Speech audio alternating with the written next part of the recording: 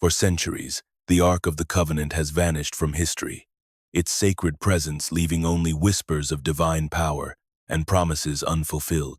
What if the return of this ancient relic is the key to unlocking the final chapter of God's plan for humanity? Moses ascended Mount Sinai, the clouds swirling around him like the veil of God's presence. There, amidst the thunder and fire, God spoke to him directly, instructing him on matters that would define the future of the Israelites. He was to build a sacred object, unlike anything they had ever seen. This was not merely a symbol, but the physical manifestation of God's covenant with his people, the Ark of the Covenant. The Ark, God revealed, was to be constructed from acacia wood, a durable and revered material, chosen not for its common use but for its symbolic strength. Its dimensions were to be precise: a length of 2.5 cubits, a width of 1.5 cubits, and a height of 1.5 cubits. It would be a box, plain in form yet magnificent in purpose, with a lid, the mercy seat, where God's presence would dwell. The ark would be adorned with pure gold, both inside and out, as a reflection of divine holiness and glory. God instructed Moses to fashion 2 cherubim of gold, placed at either end of the mercy seat, their wings spread upward, covering the seat with their outstretched arms. These angelic beings would stand in reverence, guarding the place where God's presence would rest. Their faces were to be turned toward the mercy seat, symbolic of the eternal connection between the heavenly and the earthly. Atop the ark, God's voice would be heard, his covenant affirmed through the tablets of stone that would be placed inside. It would hold the 10 Commandments, those divine laws given to Israel, a constant reminder of God's demands and his grace. The ark, while a physical object, was a spiritual beacon, designed to draw the people's hearts and minds toward the God who had delivered them from Egypt. In addition to the tablets, God commanded that Aaron's staff, the rod that had budded as a sign of divine authority, and a jar of manna, the bread of heaven that had sustained the Israelites in the wilderness, were to be placed within the ark. These items were not mere relics but symbols of God's provision, his authority, and his covenant with Israel. The ark, therefore, would serve not only as a container for these sacred objects, but as a living testimony to God's continual presence with his people. Moses descended from the mountain with the weight of this commandment upon him. The ark was not to be built as any other piece of furniture. It was the dwelling place of the Most High, a sacred trust that would guide and protect Israel as they journeyed through the wilderness. It was the throne of God, carried by his people, moving with them as they walked in his ways. With God's instructions in hand, Moses relayed the divine command to the people.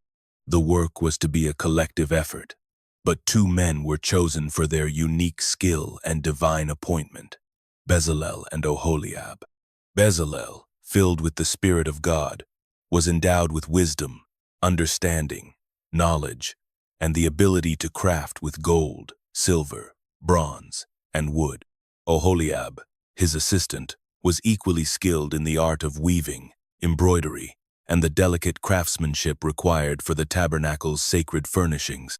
Together, they would lead the assembly in the construction of the ark, along with all the sacred items that would form the heart of the tabernacle.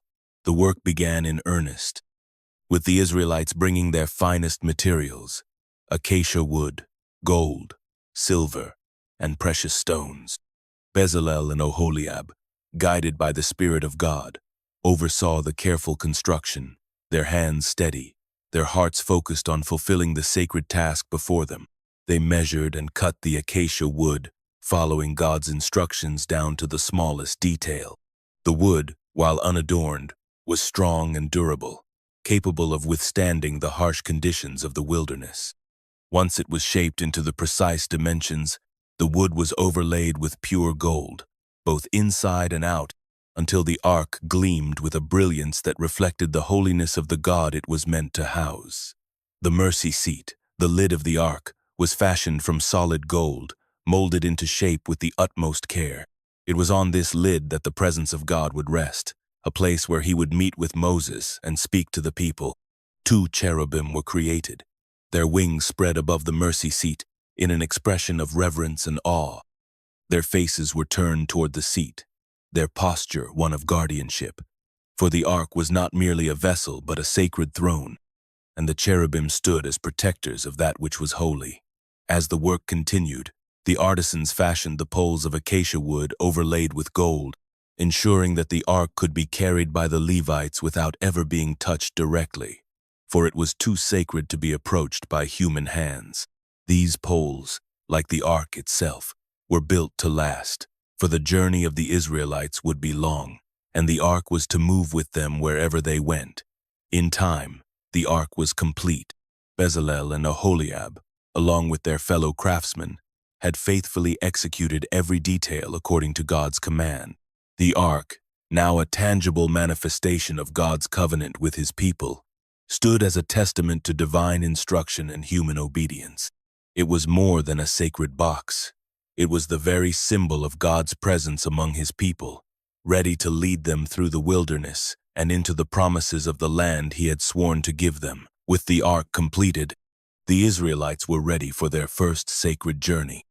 The air was thick with anticipation as the craftsmen and priests, led by Moses, prepared to move the ark from the place of its creation to the center of the Israelite camp.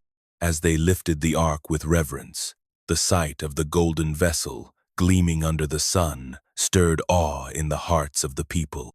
It was no longer just a symbol of God's presence. It was now a living, breathing testimony of his covenant with Israel. The people gathered in quiet reverence as the ark was placed in the center of the camp, at the heart of their community. It was not just an object. It was the very throne of God, the dwelling place of his glory. As it rested among them, the ark became the focal point of their lives, an enduring reminder that the Almighty walked with them. The tent of meeting, the sacred place where Moses would often meet with God, was erected near the ark, reinforcing the significance of the moment. With the ark in their midst, the Israelites could no longer doubt that God's presence was among them, guiding, protecting, and providing for them in their journey through the wilderness.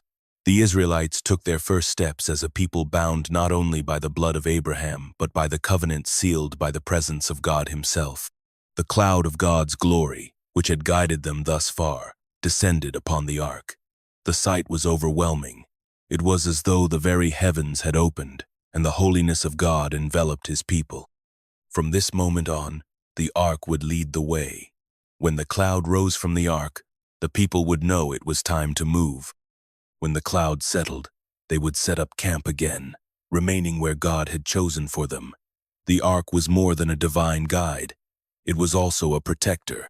It was with the ark that the Israelites would approach battles, the presence of God's glory signifying that he fought for them. When they set out on their journey, the Levites would carry the ark, its poles carefully resting on their shoulders, ensuring that no one, not even the priests, would touch it directly. God's instructions were clear. The ark was to be revered, and its sacredness maintained at all costs. As the ark made its way through the wilderness, the Israelites experienced something they had never known before, a tangible, visible sign of God's presence. Their steps were no longer their own. They were guided by the very hand of God, who had promised to lead them to the land he had sworn to give their forefathers. The journey ahead was uncertain, filled with challenges and hardships, but with the ark at the center, they knew they would never walk alone. As the Israelites continued their journey through the wilderness, the ark remained at the center of their travels, a powerful and unshakable symbol of God's constant presence. It led them through the desert, guiding them from one camp to the next, its position ever at the forefront. Each step they took was directed by the ark, and each stop they made was marked by its holy presence. The ark was not just an artifact. It was a living testament to God's covenant with his people, a constant reminder that he had not abandoned them, even in the vast, empty expanse of the desert. One of the most pivotal moments in the Exodus came as the Israelites found themselves trapped between the Red Sea and the advancing Egyptian army. Panic set in as the people cried out to Moses, wondering why they had been brought into this perilous situation. But Moses, unwavering in his faith, turned to the ark.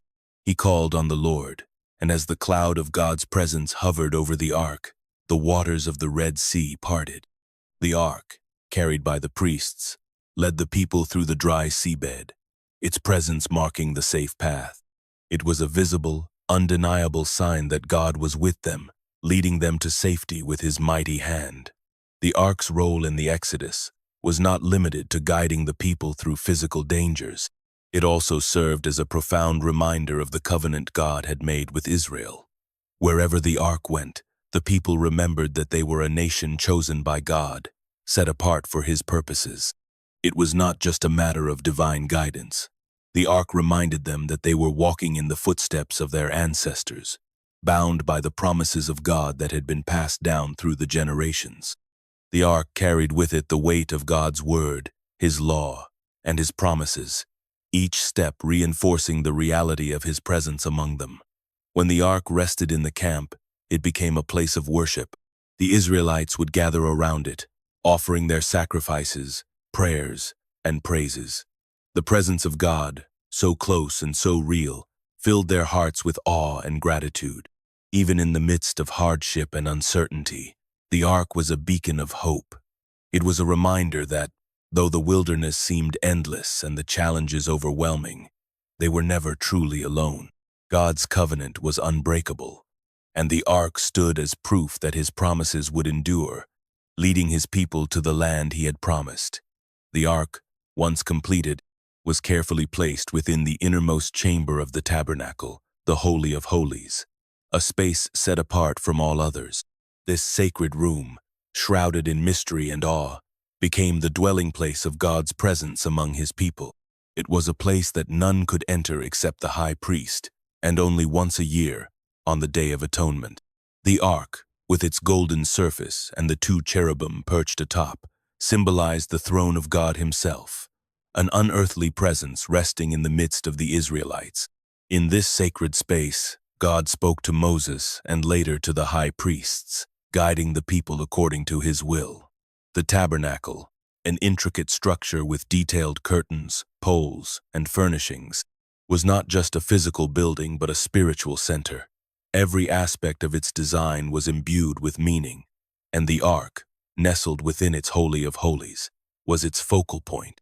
Around the ark were the altar of incense, the table of showbread, and the golden lampstand, each item carefully crafted to honor God.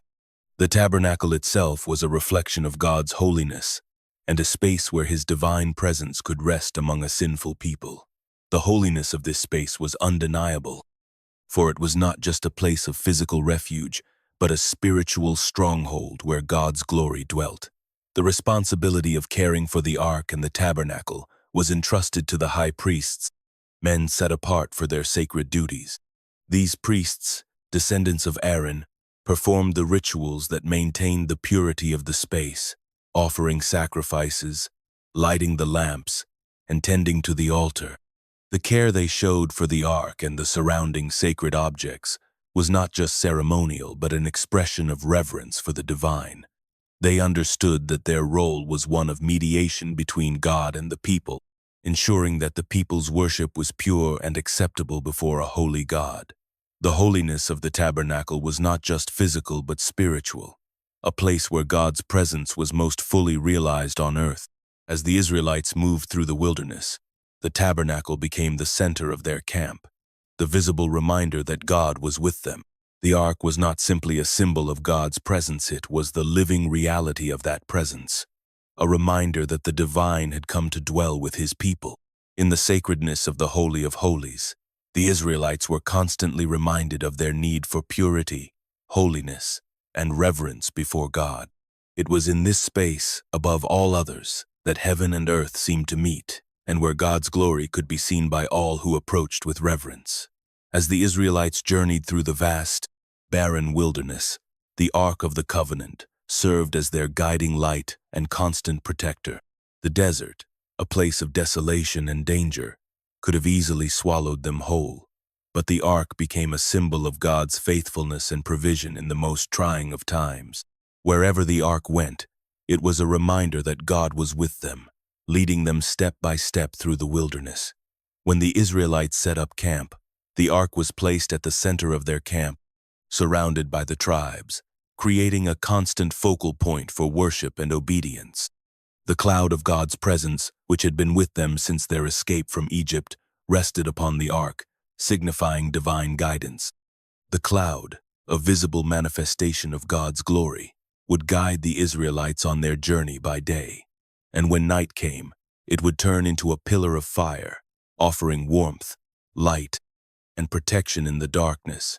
At times, the cloud would lift from the ark, and when it did, the people knew it was time to break camp and move forward. The ark, carried by the Levites, would lead the way, with the people following closely behind. Each time they moved, it was as though God Himself was preparing to go before them, clearing the path ahead and ensuring that they were never truly alone. The presence of the ark also brought protection. It was not just a reminder of God's guidance but of His power and holiness. When enemies came against Israel, the ark would be carried into battle, and with it, God's authority would go before them. In moments of peril, the Israelites knew that as long as the ark remained with them, they were secure under God's watchful eye. The ark's presence was a symbol that they were under divine protection, shielded from the dangers of the desert and the armies that sought to defeat them. The ark, in its sacred position at the center of the people, was more than a physical object. It was a spiritual beacon. It represented God's covenant with Israel, His promise to guide and protect them as they wandered through the wilderness. The ark was an earthly sign of an invisible, eternal truth that God was not distant or removed, but present with His people, leading them through every trial, every hardship, and every unknown path ahead.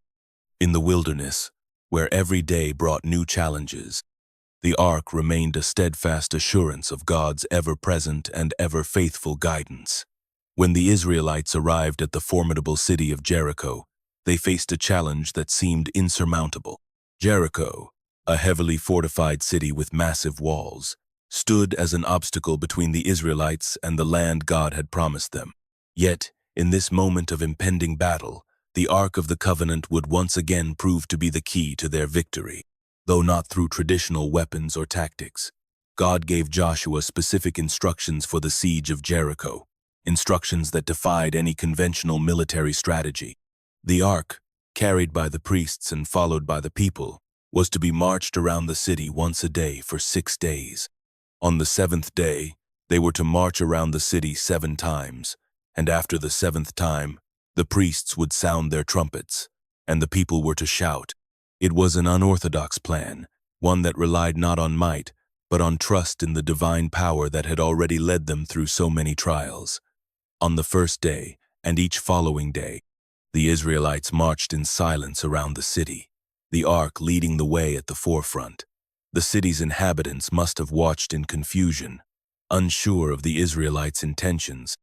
There was no sign of aggression, no siege engines, no weapons drawn, just the steady procession of the ark and the people.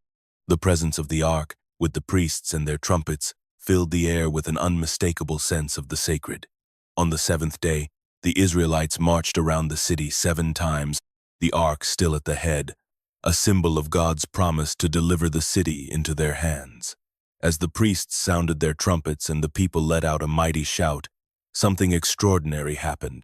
The walls of Jericho, which had stood firm and unyielding for so long, crumbled and collapsed. The ground shook with divine power, and in an instant, the impenetrable walls were no more, allowing the Israelites to surge forward into the city. The ark's role in this battle was central not as a weapon of war in the traditional sense, but as the representation of God's power, presence, and promise. Its presence in the battle was a declaration that the victory was not through human strength, but through God's intervention. The Israelites were reminded, once again, that it was not their might or skill that brought them victory, but the steadfastness of their faith and obedience to God's commands. In the dust of Jericho's fallen walls, the ark stood as a testimony to God's unshakable covenant with Israel and His ability to bring about victory in the most unlikely of ways. The loss of the ark during the battle at Ebenezer was a moment of deep sorrow and despair for the Israelites. The once powerful symbol of God's presence among his people had been taken by their enemies, the Philistines, and with it, a sense of divine favor seemed to have evaporated. The Israelites, having relied on the ark as a constant source of guidance and strength, were left to grapple with the painful reality of its loss. In their minds, this was not merely a military defeat, but a spiritual calamity. It was as though the very presence of God had been removed from their midst, and the repercussions were felt in the hearts of the people.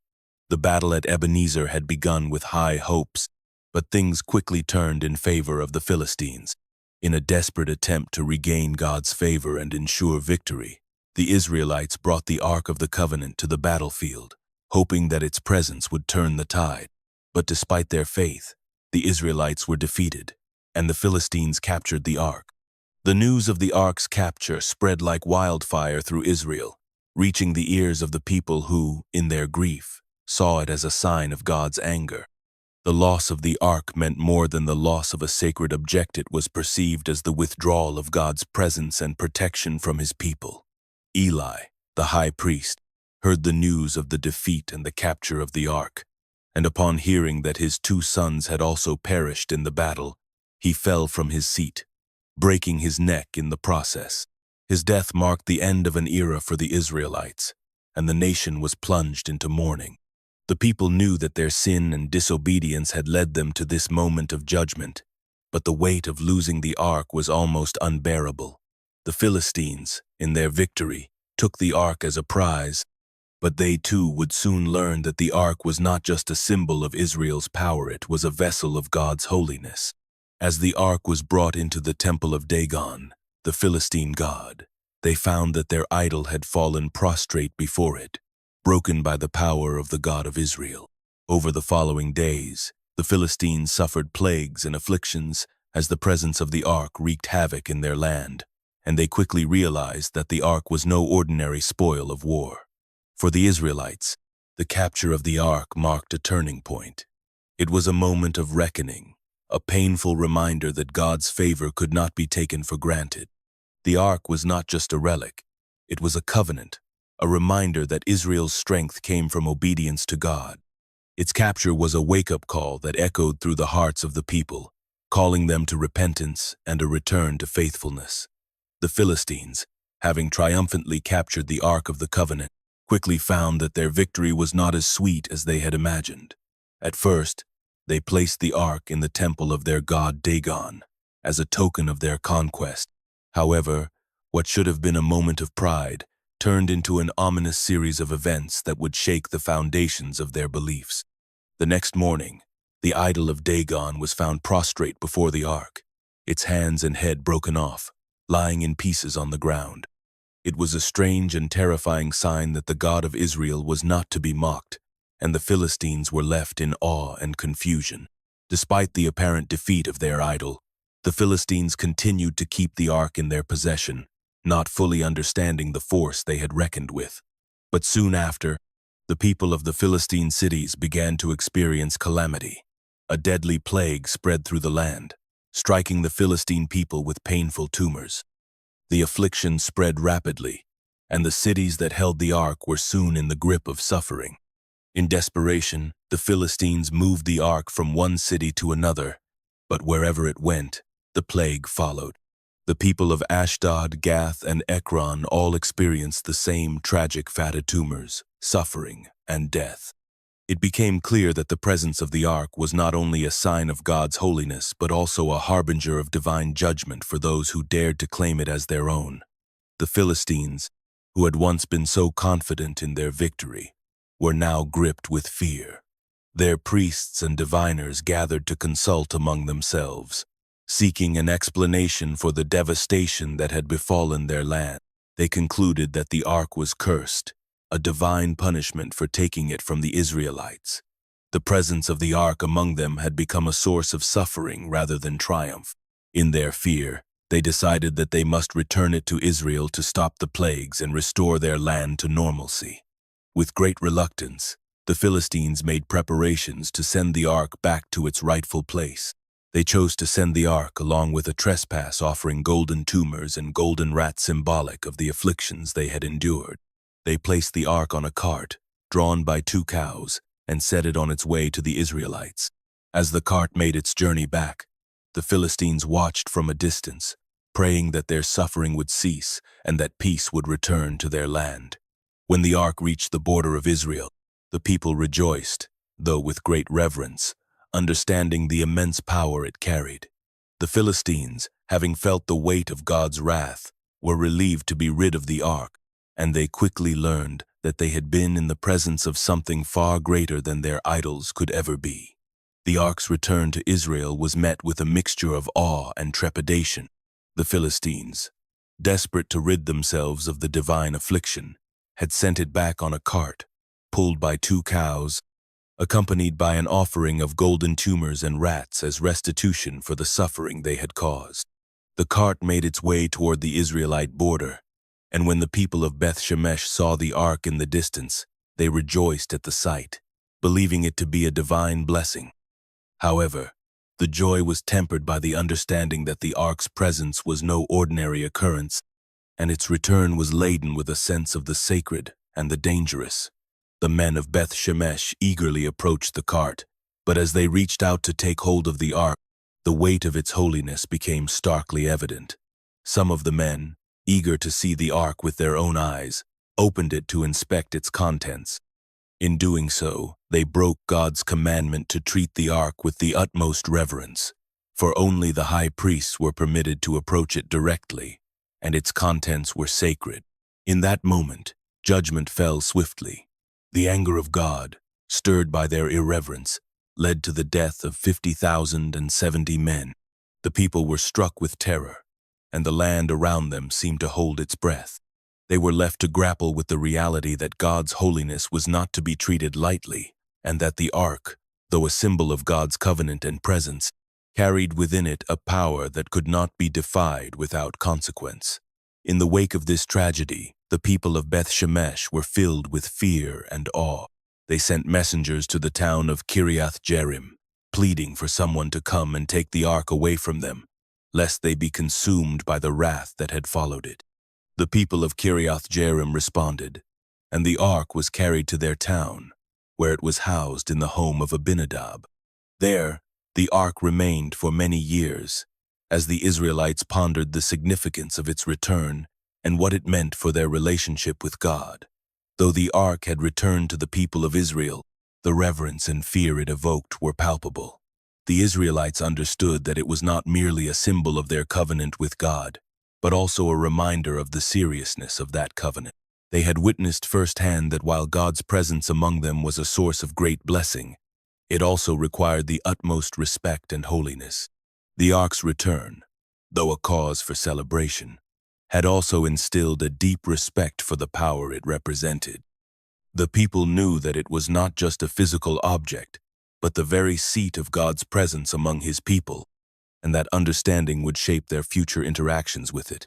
The ark's journey from Beth Shemesh to Kiriath Jearim marked the beginning of a long and quiet chapter in its history. When it arrived in the town, the people welcomed it with a mixture of reverence and solemnity. After the devastating events that had occurred in Beth Shemesh, the ark was no longer merely a symbol of God's covenant. It was a constant reminder of His power and holiness. The town of Kiriath Jearim, situated about 10 miles from Jerusalem, became its new resting place, and it would remain there for the next several decades. The ark was housed in the home of Abinadab, a man of piety, and his son Eleazar was chosen to care for it. Eleazar, entrusted with the sacred responsibility of guarding the ark, was not just a keeper of its physical form. He became a symbol of the reverence and devotion required to hold such a sacred object. The Israelites, having learned the cost of dishonoring the ark, treated it with profound respect, and Eleazar's family tended to its care with diligence. For 20 years, the ark remained in Kiriath Jearim, unseen by the larger population, its presence a quiet, almost hidden force among the people. During this time, the Israelites were often reminded of their broken covenant with God, and the ark served as a constant, silent witness to their struggles. It was kept at a distance, not just in physical space, but also in the hearts of the people. It was a period marked by spiritual turmoil, as the Israelites suffered from the lack of leadership and a consistent relationship with God.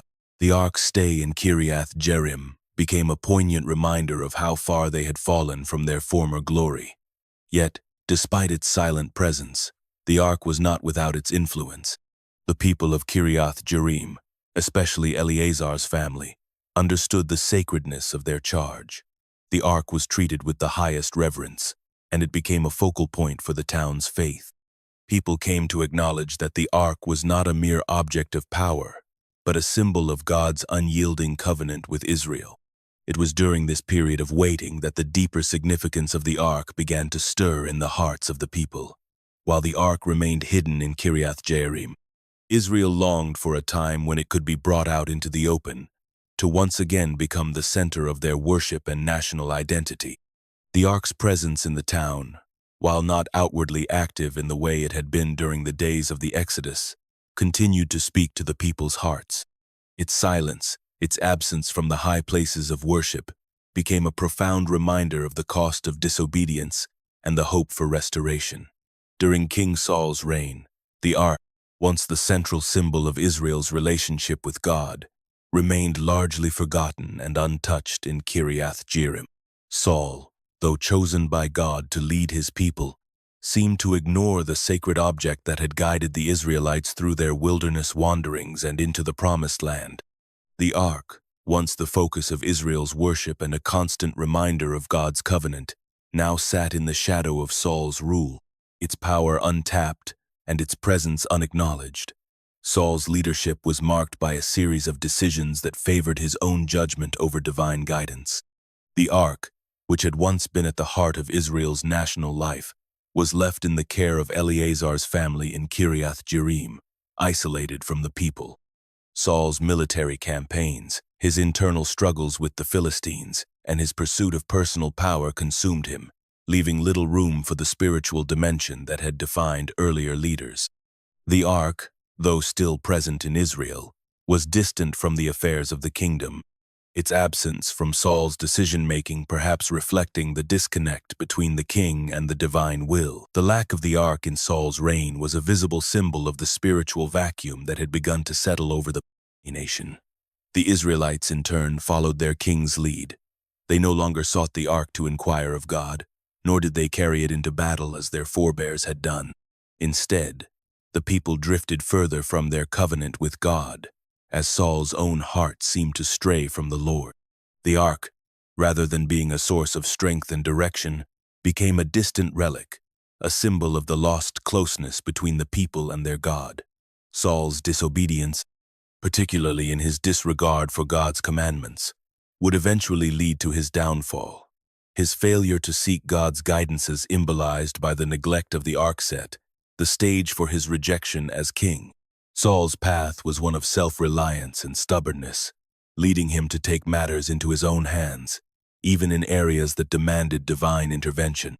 In contrast, the ark, as a vessel of God's presence, symbolized the need for humility, obedience, and a continual reliance on divine authority. The people of Israel, though they did not yet realize it, were being led by a king whose disconnection from the sacred meant that they too were straying from the very thing that had sustained them. The ark, which once held the tablets of the covenant and represented God's presence among his people, was relegated to the sidelines during this turbulent period. The neglect of the ark was not just a slight against the object itself, but a profound reflection of the nation's growing spiritual complacency under Saul's reign. King David, newly anointed as Israel's king, recognized the central importance of the Ark of the Covenant, not only for its spiritual significance but also as a unifying symbol for the people. He understood that for Jerusalem to truly become the heart of the nation, both politically and spiritually, it was essential that the Ark be brought to the city. David envisioned the Ark residing in Jerusalem, symbolizing the presence of God among his people and solidifying the city as the center of Israel's worship. With great excitement, David ordered the ark to be transported from Kiriath Jearim to Jerusalem. He assembled a grand procession, intending to make the occasion a celebration of both the ark's return and his own reign as king. The entire nation seemed to rally behind this monumental event, anticipating a fresh start under God's guidance. The Ark, once again, would be at the heart of Israel's life, guiding the people as they had been guided in the days of Moses and Joshua. However, in the midst of David's zeal and the people's anticipation, disaster struck. The Ark was placed on a new cart, pulled by oxen, and as they made their way toward Jerusalem, something went terribly wrong. When the oxen stumbled, Uzzah, one of the men entrusted with the Ark's transport, reached out to steady the sacred chest. The moment his hand touched the Ark, he fell dead, struck down by God's judgment. The people, including David, were struck with fear and awe. What was meant to be a joyous occasion turned into a moment of dread and confusion. David, filled with both anger and sorrow, paused the procession. His heart was heavy with the realization that despite his good intentions, the method of transporting the Ark had violated God's commandments. The law was clear. Only the Levites, and specifically the sons of Kohath, were to carry the Ark using poles. The decision to place the Ark on a cart, though it may have seemed practical, was a breach of the sacred instructions given by God. In his eagerness, David had forgotten to consult God's will regarding the proper way to move the Ark. In the wake of Uzzah's death, David was left to grapple with the consequences of his actions. The joy of bringing the Ark to Jerusalem had been overshadowed by the stark reminder that God's holiness and commands must never be taken lightly. After a period of reflection, David decided to temporarily leave the Ark in the house of Obed-Edom, where it remained for 3 months. During that time, the household was blessed, and David came to understand the gravity of the situation. His excitement would be tempered by a renewed reverence for the Ark's sacredness, and with renewed humility, he would make the necessary preparations to move the Ark again, this time in accordance with God's commands. After the tragic incident with Uzzah, David's initial excitement for bringing the Ark to Jerusalem was dampened by fear and confusion. For 3 months, the Ark was left in the house of Obed-Edom, a man of the Levite clan. Though David had intended for the Ark to be moved to the city, he realized he had acted hastily, and now the sacred chest remained in the home of Obed-Edom, whose household became the temporary sanctuary for God's presence. During those 3 months, something extraordinary happened. The presence of the Ark brought blessings upon Obed-Edom and his entire household. Scripture speaks of how God's favor was poured out in abundance. His crops flourished, his herds prospered, and his family thrived. News of these blessings soon spread throughout Israel, and it was clear to everyone that the Ark was not just a symbol of God's covenant with Israel, but a tangible source of divine favor. David, hearing of Obed-Edom's blessings, recognized that the Ark's holiness had not been diminished by the tragic events, but rather it had continued to impart God's favor. The realization struck David deeply, stirring both his heart and his understanding of God's greatness. This newfound awareness of the Ark's power led him to reconsider his earlier actions. If the Ark could bring such blessings to Obed-Edom's house, surely it was meant to be brought to Jerusalem, the city of David, where it could reside permanently and become a center for the worship of the Lord. Now, with a renewed sense of reverence and a deeper understanding of the holiness of God's commands, David prepared for the Ark's return to Jerusalem. He made the necessary arrangements, ensuring that the Ark would be carried in the proper way according to the lawan poles by the Levites, just as God had instructed. This time, David approached the Ark with the reverence it deserved, understanding the gravity of its presence and the significance of every action taken. The moment the Ark was carried into Jerusalem, there was a great celebration. David, with his heart full of joy and gratitude, led the procession. He danced before the Ark, wearing a linen ephod, as he celebrated the return of God's presence to the heart of Israel. His actions reflected a heart humbled and transformed by the understanding of God's holiness and grace. The people followed David's example, praising God with music and song, as the Ark was finally brought to rest in the city of Jerusalem, the city that would now be the center of Israel's worship and devotion to the Almighty. The day the Ark of the Covenant finally arrived in Jerusalem was a day of unparalleled joy and celebration. David, with a heart full of reverence and thanksgiving, led the people in a grand procession, determined to honor God in the most fitting way.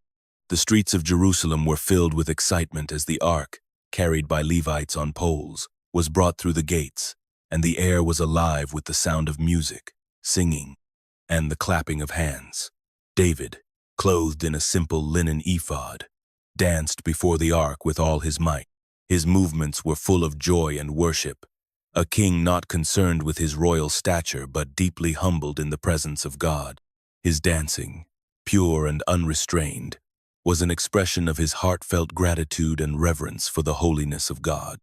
As the procession continued, the people of Israel followed, singing psalms, playing instruments, and shouting praises to the God who had guided and protected them through every trial. This was no mere royal procession. It was an outpouring of the people's collective worship, a demonstration of Israel's deep longing for God's presence to dwell among them in their capital city. The ark, the symbol of God's covenant with Israel, was the focal point, and as it was carried into the heart of the city, it became clear that this was not simply a political act, but a spiritual one. David understood that the true throne of Israel was not his, but God's, and he desired nothing more than to make that clear to the people. When the ark was finally placed in a tent on Mount Zion, a location that would become sacred in Israel's history, the significance of the moment was not lost on anyone. The ark was no longer just a symbol of God's promise, it was now a living presence, dwelling among his people, in the very heart of the kingdom. This act of placing the ark in Jerusalem marked the city as God's chosen place, sanctified and set apart for his name. David, overwhelmed by the magnitude of what had just occurred, offered sacrifices and prayers of thanksgiving. The city rejoiced, and the people of Israel, from the elders to the youngest children, participated in this sacred moment, aware of the divine favor that had been shown to them. The celebration was not just for the return of the ark, but for the renewal of Israel's covenant with their God, a reminder that his presence was always with them, guiding them toward faithfulness and obedience. The joyous procession and the ark's placement in Jerusalem was not only a triumph for David, but for Israel as a whole. It was a reminder that God's faithfulness to his people was constant, and that his presence, symbolized by the ark, would remain with them for generations to come. As the Ark of the Covenant was safely settled in Jerusalem, David's heart overflowed with a deep, unwavering desire to build a permanent house for God. He had witnessed the Ark's powerful presence among the people, and now, with the city of Jerusalem established as the spiritual center of Israel, he longed to create a fitting dwelling for God's magnificent temple that would honor his holiness and serve as a place of worship for generations to come. One evening, as David sat in his palace, surrounded by peace and prosperity, he shared his vision with Nathan, the prophet. "Here I am, living in a palace of cedar, while the ark of God remains in a tent," David said, his voice filled with earnest longing. "It is not right that the dwelling place of the Lord should be so humble while I live in a grand palace." The words weighed heavily on David's heart. He had led Israel with courage and faith, and now he wished to build a permanent place for God's presence to dwell. Nathan, hearing David's passion, encouraged him, saying, "Go and do all that is in your heart, for the Lord is with you." But that very night, God spoke to Nathan, sending him with a message that would reshape David's plans. The Lord told Nathan that David, though a man after his own heart, would not be the one to build the temple. "You will not build a house for me to dwell in," God declared, "for you are a warrior, and your hands have shed blood." God, however, promised that David's son would be the one to build the temple, a task that would bring peace and stability to Israel. Although David's heart was undoubtedly disappointed by the news, he accepted God's will with humility and obedience. He understood that the temple was not merely a reflection of his own desire, but was a divine plan that would be fulfilled through his son, Solomon. David, despite not being the one to construct the temple, saw it as his responsibility to lay the groundwork. He devoted himself to preparing for the temple's future construction by gathering vast resources: gold, silver, precious stones, and the finest materials that would be needed to build the sacred structure. David knew that the building of the temple would require more than just material wealth. It would require dedication and obedience to God. He called upon the leaders of Israel to join him in this sacred work, and he encouraged Solomon, who would eventually take the throne, to remain steadfast in his faithfulness to God. David's preparations for the temple were not just about securing resources, but about securing a foundation of worship and reverence for God that would endure for generations. Though David would not live to see the completion of the temple, his actions ensured that his son Solomon would carry out God's plan, fulfilling David's dream of creating a permanent house for the Lord. The time had come for David's vision to be realized, and Solomon, his son, took up the mantle of leadership with the sacred task of building the temple in Jerusalem. The young king had inherited not only a kingdom, but the hopes and dreams of his father, as well as the promise of God. Solomon, equipped with wisdom and vision, understood the magnitude of what lay ahead, and with great reverence, he set to work. Solomon's first step in fulfilling this divine mandate was to gather the materials that David had prepared. Gold, silver, timber, and precious stones. Everything was meticulously organized for the construction of the temple. Solomon, understanding that this would be the dwelling place of God among his people, spared no expense in making the temple as magnificent as possible. His heart was fixed on honoring the Lord, and he knew that the temple needed to be a place worthy of God's presence. The entire land was mobilized, with skilled laborers, masons, carpenters, and artisans, all contributing their talents to bring Solomon's vision to life.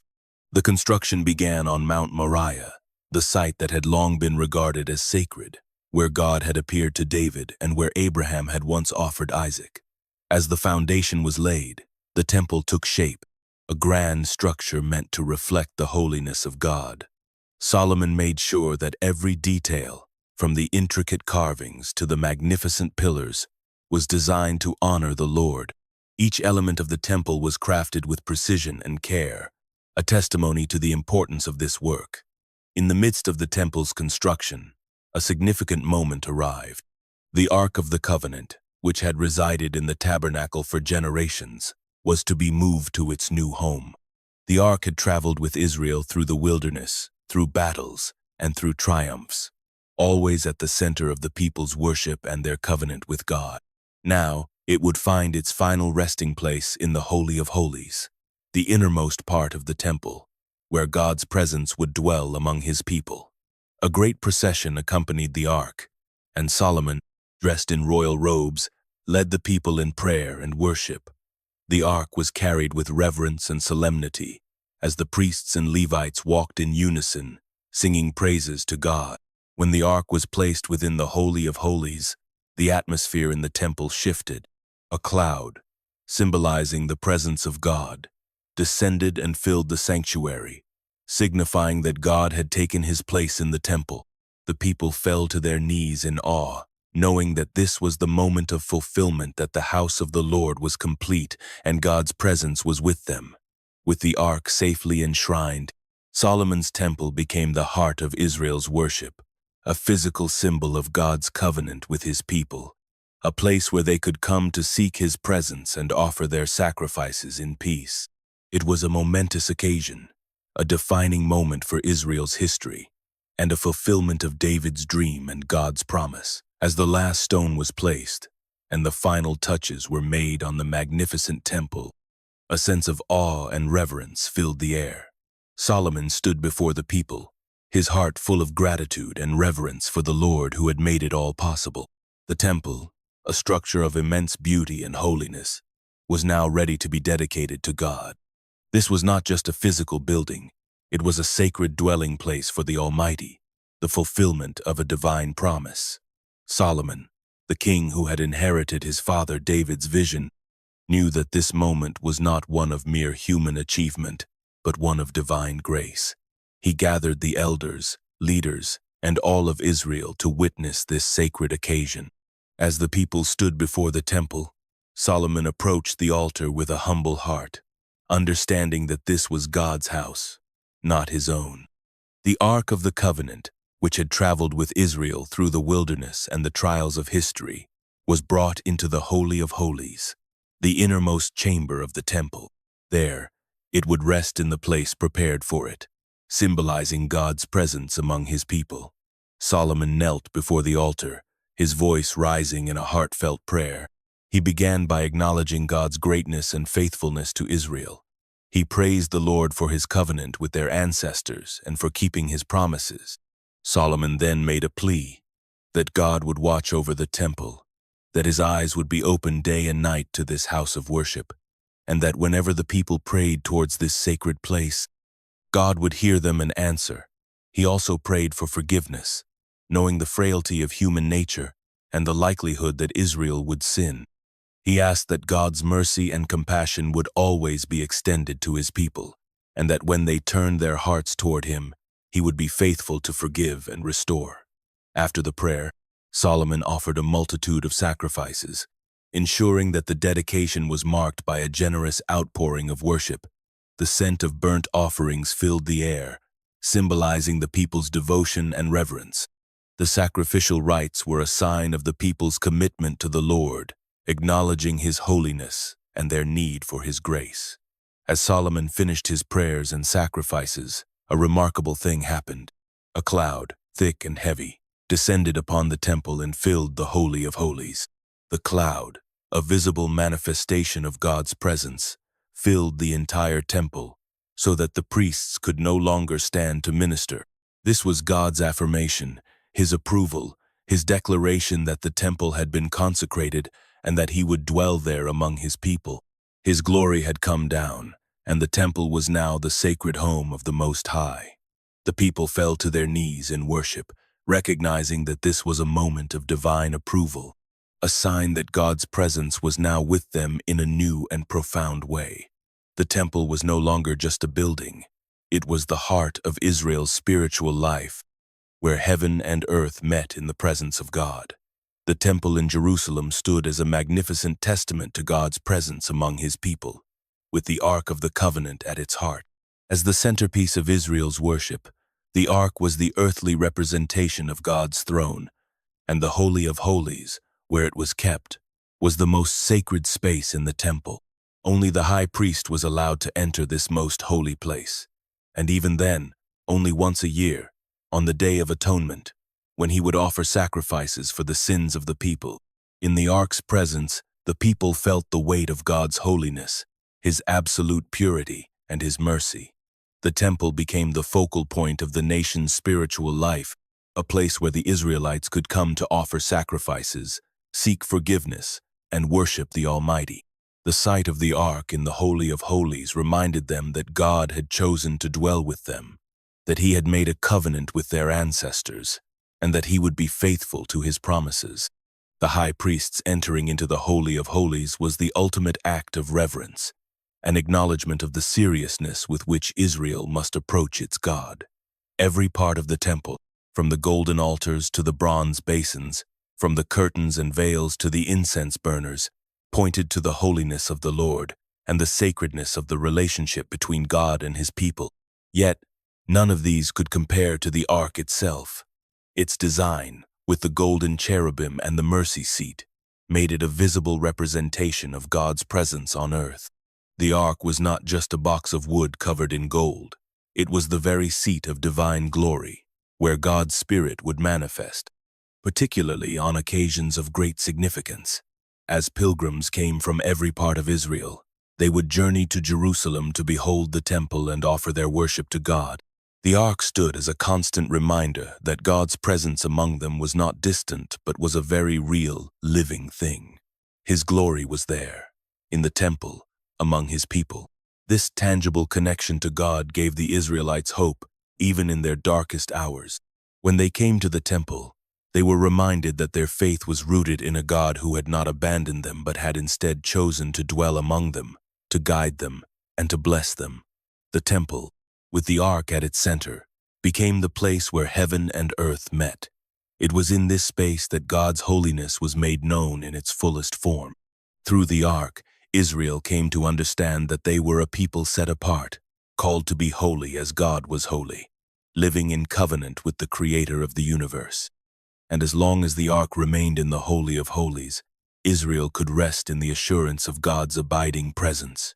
In 586 BC, the once glorious temple in Jerusalem, the dwelling place of God's presence, was utterly destroyed by the Babylonian army under King Nebuchadnezzar. The Israelites, who had for centuries cherished the temple as the heart of their spiritual life, watched in despair as their sacred city was overrun and its most sacred structure reduced to rubble. The Ark of the Covenant, which had rested in the Holy of Holies, was lost in the chaos. With the temple's destruction, the Ark vanished from the historical record, and its fate became an enduring mystery that would haunt Israel for generations. The destruction of Solomon's temple marked the end of an era for Israel. The Ark, which had symbolized the direct presence of God among his people, was now gone. The Babylonians plundered the city, taking precious artifacts and symbols of Israel's religious life, but there was no mention of the Ark being carried off as spoil. Some speculated that it had been hidden away before the siege, perhaps by the prophet Jeremiah or by faithful priests who feared its desecration. Others believed that the Babylonians had taken it, but no evidence ever emerged to confirm these theories. For the Israelites, the loss of the Ark was a spiritual crisis. To them, it was not just a physical object, but the very symbol of God's covenant with Israel. Its absence left them feeling abandoned, as if the divine presence had withdrawn from them. In their exile in Babylon, they clung to the hope that God would one day restore them, and with that restoration, perhaps the Ark would return.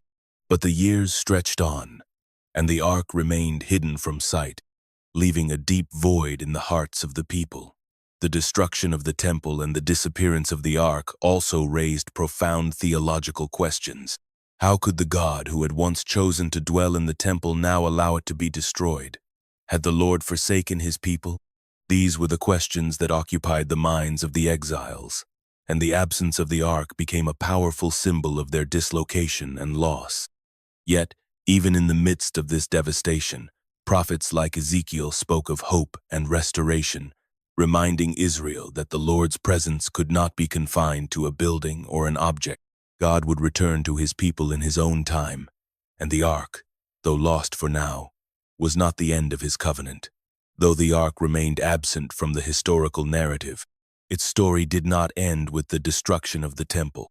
It lived on in the hearts of the people as a symbol of their longing for God's presence to return, a longing that would remain unfulfilled until the time of the Messiah. Throughout Israel's exile, the memory of the Ark remained a potent symbol of both loss and hope. The people of Israel had been devastated by the destruction of their temple, the center of their worship and the dwelling place of God's presence. As they languished in foreign lands, the absence of the Ark became a symbol of their separation from God and their longing for his return. In the midst of their grief and dislocation, the prophets began to speak of a time when God would restore not only their land and city, but also the sacred vessel that had once housed his presence. The prophets, inspired by the Spirit of God, foretold of a day when the Ark would once again be found and brought to its rightful place. These prophecies, filled with longing and anticipation, promised that the God who had once dwelt among his people in the Ark would one day return in a more profound and lasting way. In Jeremiah, the prophet spoke of a time when the Ark would no longer be needed, for God's presence would fill the earth in a new way, more glorious than ever before. At that time, he said, "They will no longer say, 'The Ark of the Covenant of the Lord,' but it will never be missed, nor will another one be made." Jeremiah 3:16. This vision pointed not just to the physical return of the Ark, but to the coming of an era when God's presence would no longer be confined to a single place. Ezekiel, too, shared a vision of restoration. He saw a new temple in Jerusalem, a place where God's glory would once again fill the sanctuary, this time in a manner far beyond the limited confines of the past. While the Ark was not explicitly mentioned in his visions, the promise of a new dwelling place for God suggested that his presence would return in a far more powerful and uncontainable way. This vision of divine restoration was linked not only to the physical return of Israel to their land, but also to the coming of a new covenant, one fulfilled in the Messiah. The loss of the ark during the exile became a focal point for Israel's hope. Its absence represented not just the destruction of their temple, but also the distance between God and his people. Yet the prophets made it clear that this exile was not the end. God had not abandoned them. The ark would not remain lost forever. Through the words of the prophets, Israel came to believe that the return of the ark would mark the beginning of a new era, one in which God's presence would be with them in a more profound way, fulfilled ultimately in the coming of the Messiah. In the years that followed, the promise of the ark's return became a cherished hope, a symbol of the restoration that would come when God would bring his people back from exile and dwell with them once more. During the Babylonian exile, the Ark of the Covenant disappears from the historical record, its presence fading into silence as the people of Israel are carried far from their land. For the exiled Israelites, the absence of the Ark was more than just a physical loss. It represented the severing of their connection with God.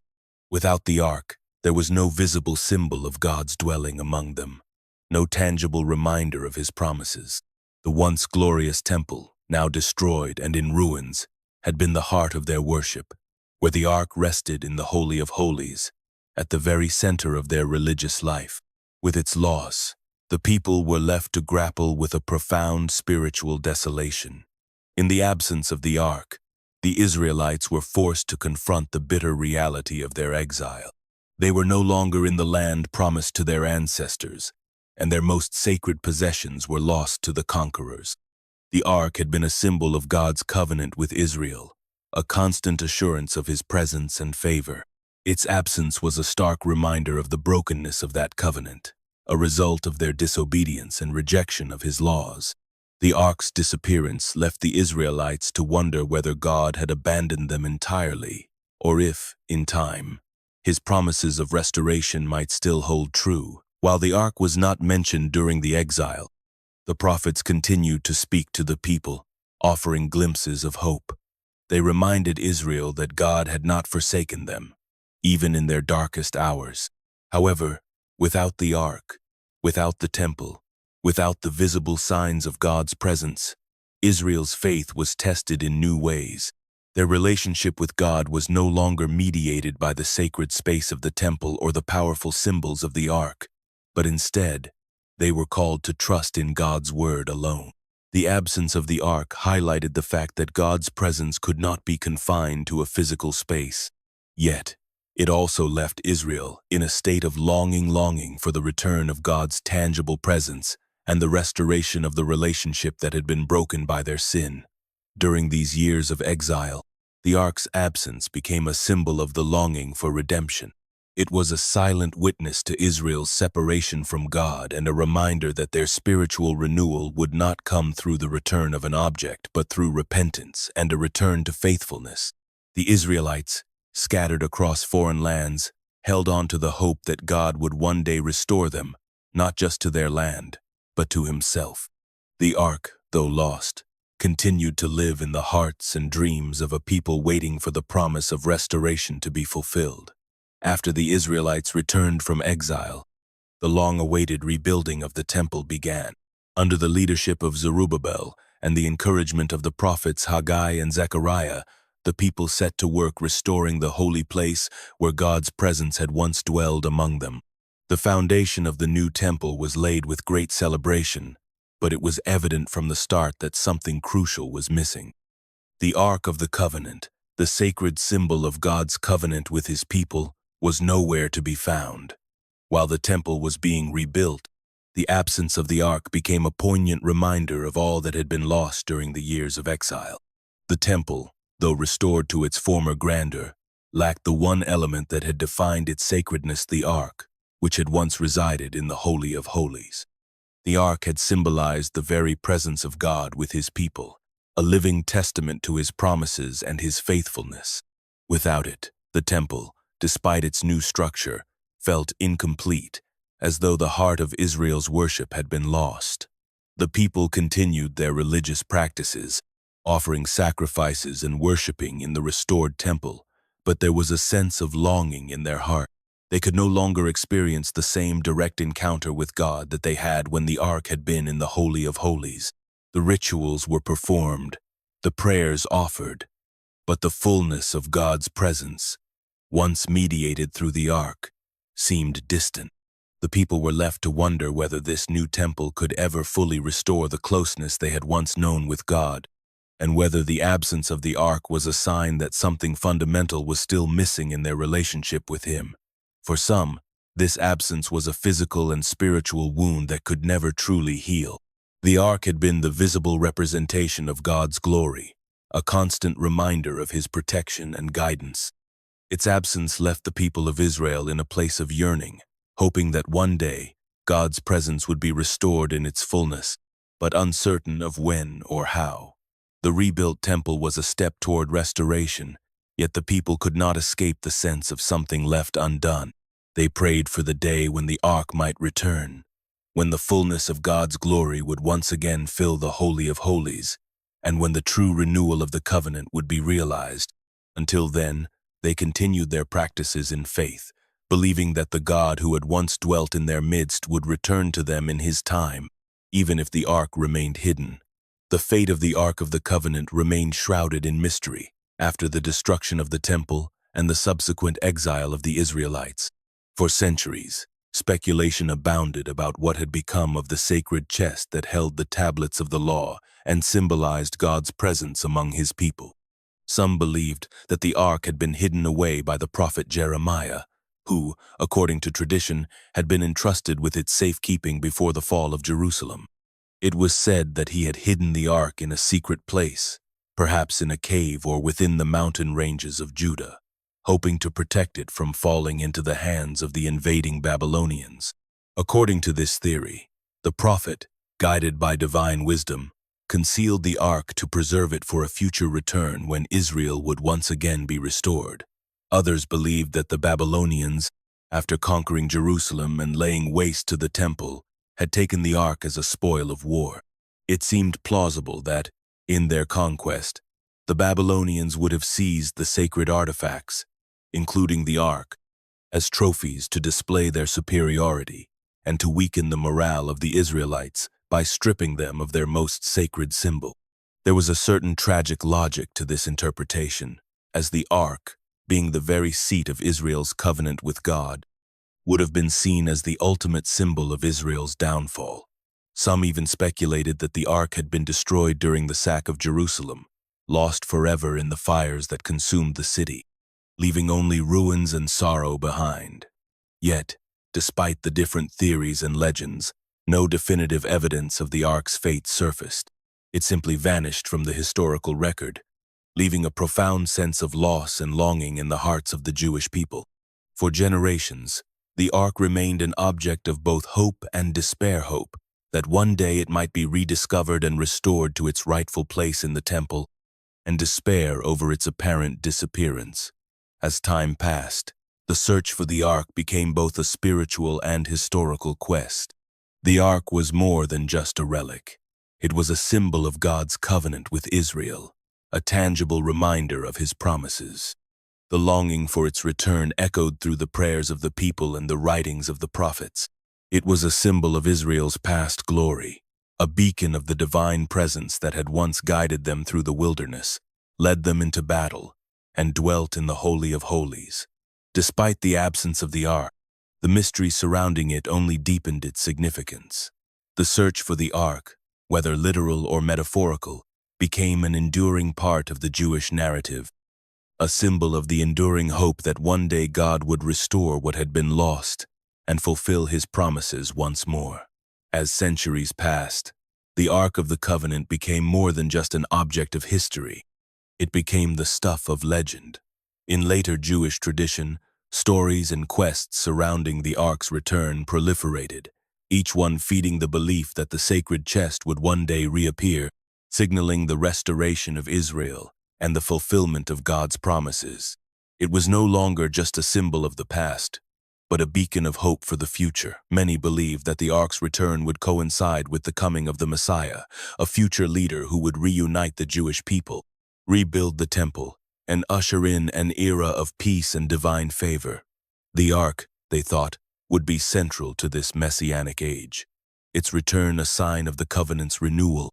The mystery surrounding its disappearance only fueled the desire to find it, and as the centuries wore on, countless individuals and groups embarked on their own quests to uncover the Ark's final resting place. Some speculated that the Ark had been hidden away in secret locations, its divine protection keeping it safe until the appointed time. Others believed that it had been taken to distant lands, hidden in caves or guarded by obscure tribes who, for reasons known only to God, were entrusted with its safekeeping. Ethiopia, with its ancient Christian traditions, became one such place where the Ark was rumored to have been hidden.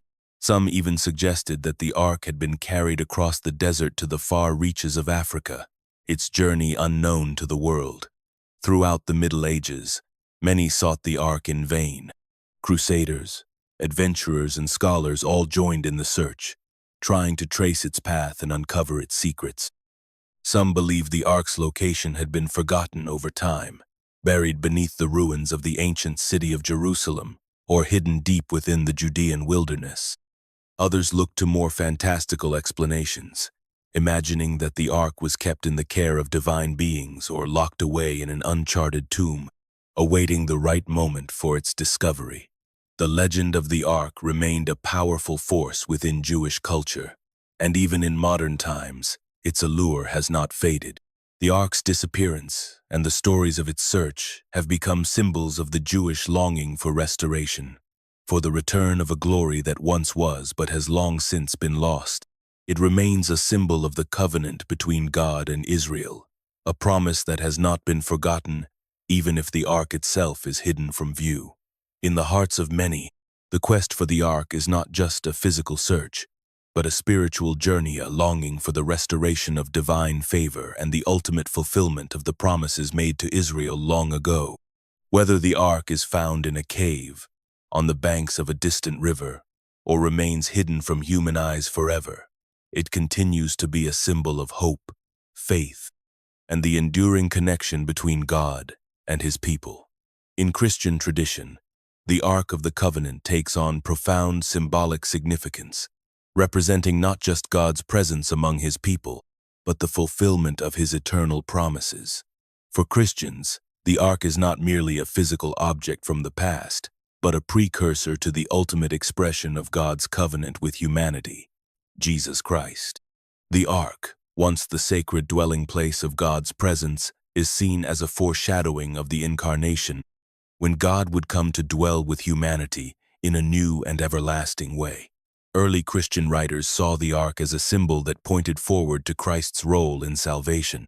Just as the Ark was central to the life of Israel, carrying the Word of God, the manna from heaven, and the staff of Aaron, Christ is viewed as the fulfillment of these divine symbols. He is the Word made flesh, the true bread of life, and the eternal high priest who offers himself as the ultimate sacrifice for humanity.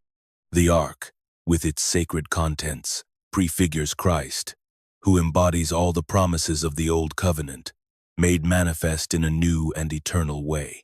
But beyond just representing Christ, the Ark also takes on another layer of meaning in Christian theology. Early church fathers, in their reflections on Mary, the mother of Jesus, began to see her as the new Ark of the Covenant. Just as the original Ark carried the sacred presence of God, Mary, in Christian belief, carried the living God within her womb. This comparison between Mary and the Ark is drawn from the parallels between the Old Testament Ark and Mary's role as the vessel of Christ. Both were pure, sanctified, and chosen to bear the presence of God. Just as the Ark was a place where God dwelled among His people in the Old Testament, Mary becomes the sacred vessel in which God Himself, in the form of Jesus, dwells in the New Testament. This belief in Mary as the new Ark is rooted in early Christian writings, which draw on the imagery of the Ark from the Hebrew Scriptures and interpret it through the lens of Christ's coming. The new Ark, as the vessel of Christ, is honored as the one who carries the true presence of God into the world, just as the Ark of the Old Testament once carried God's glory before His people.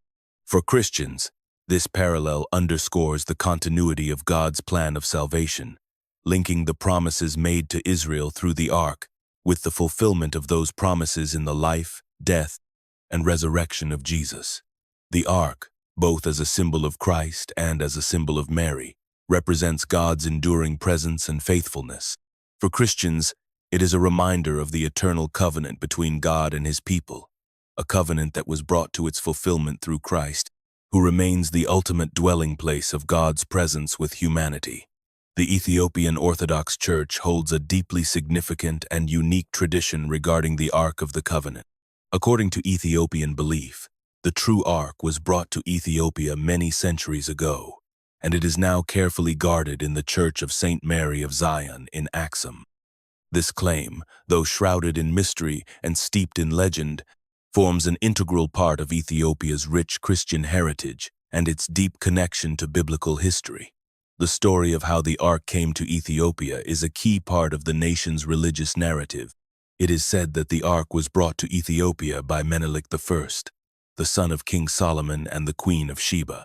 According to Ethiopian tradition, Menelik, upon visiting Jerusalem, took the Ark back to Ethiopia with him, where it was hidden away in a sacred location to ensure its protection. Since that time, it is believed to have remained within Ethiopia, passed down through generations and carefully preserved by the Church. This claim has long been a source of pride for Ethiopian Christianity, and it is considered by the faithful as both a literal and symbolic connection to the divine.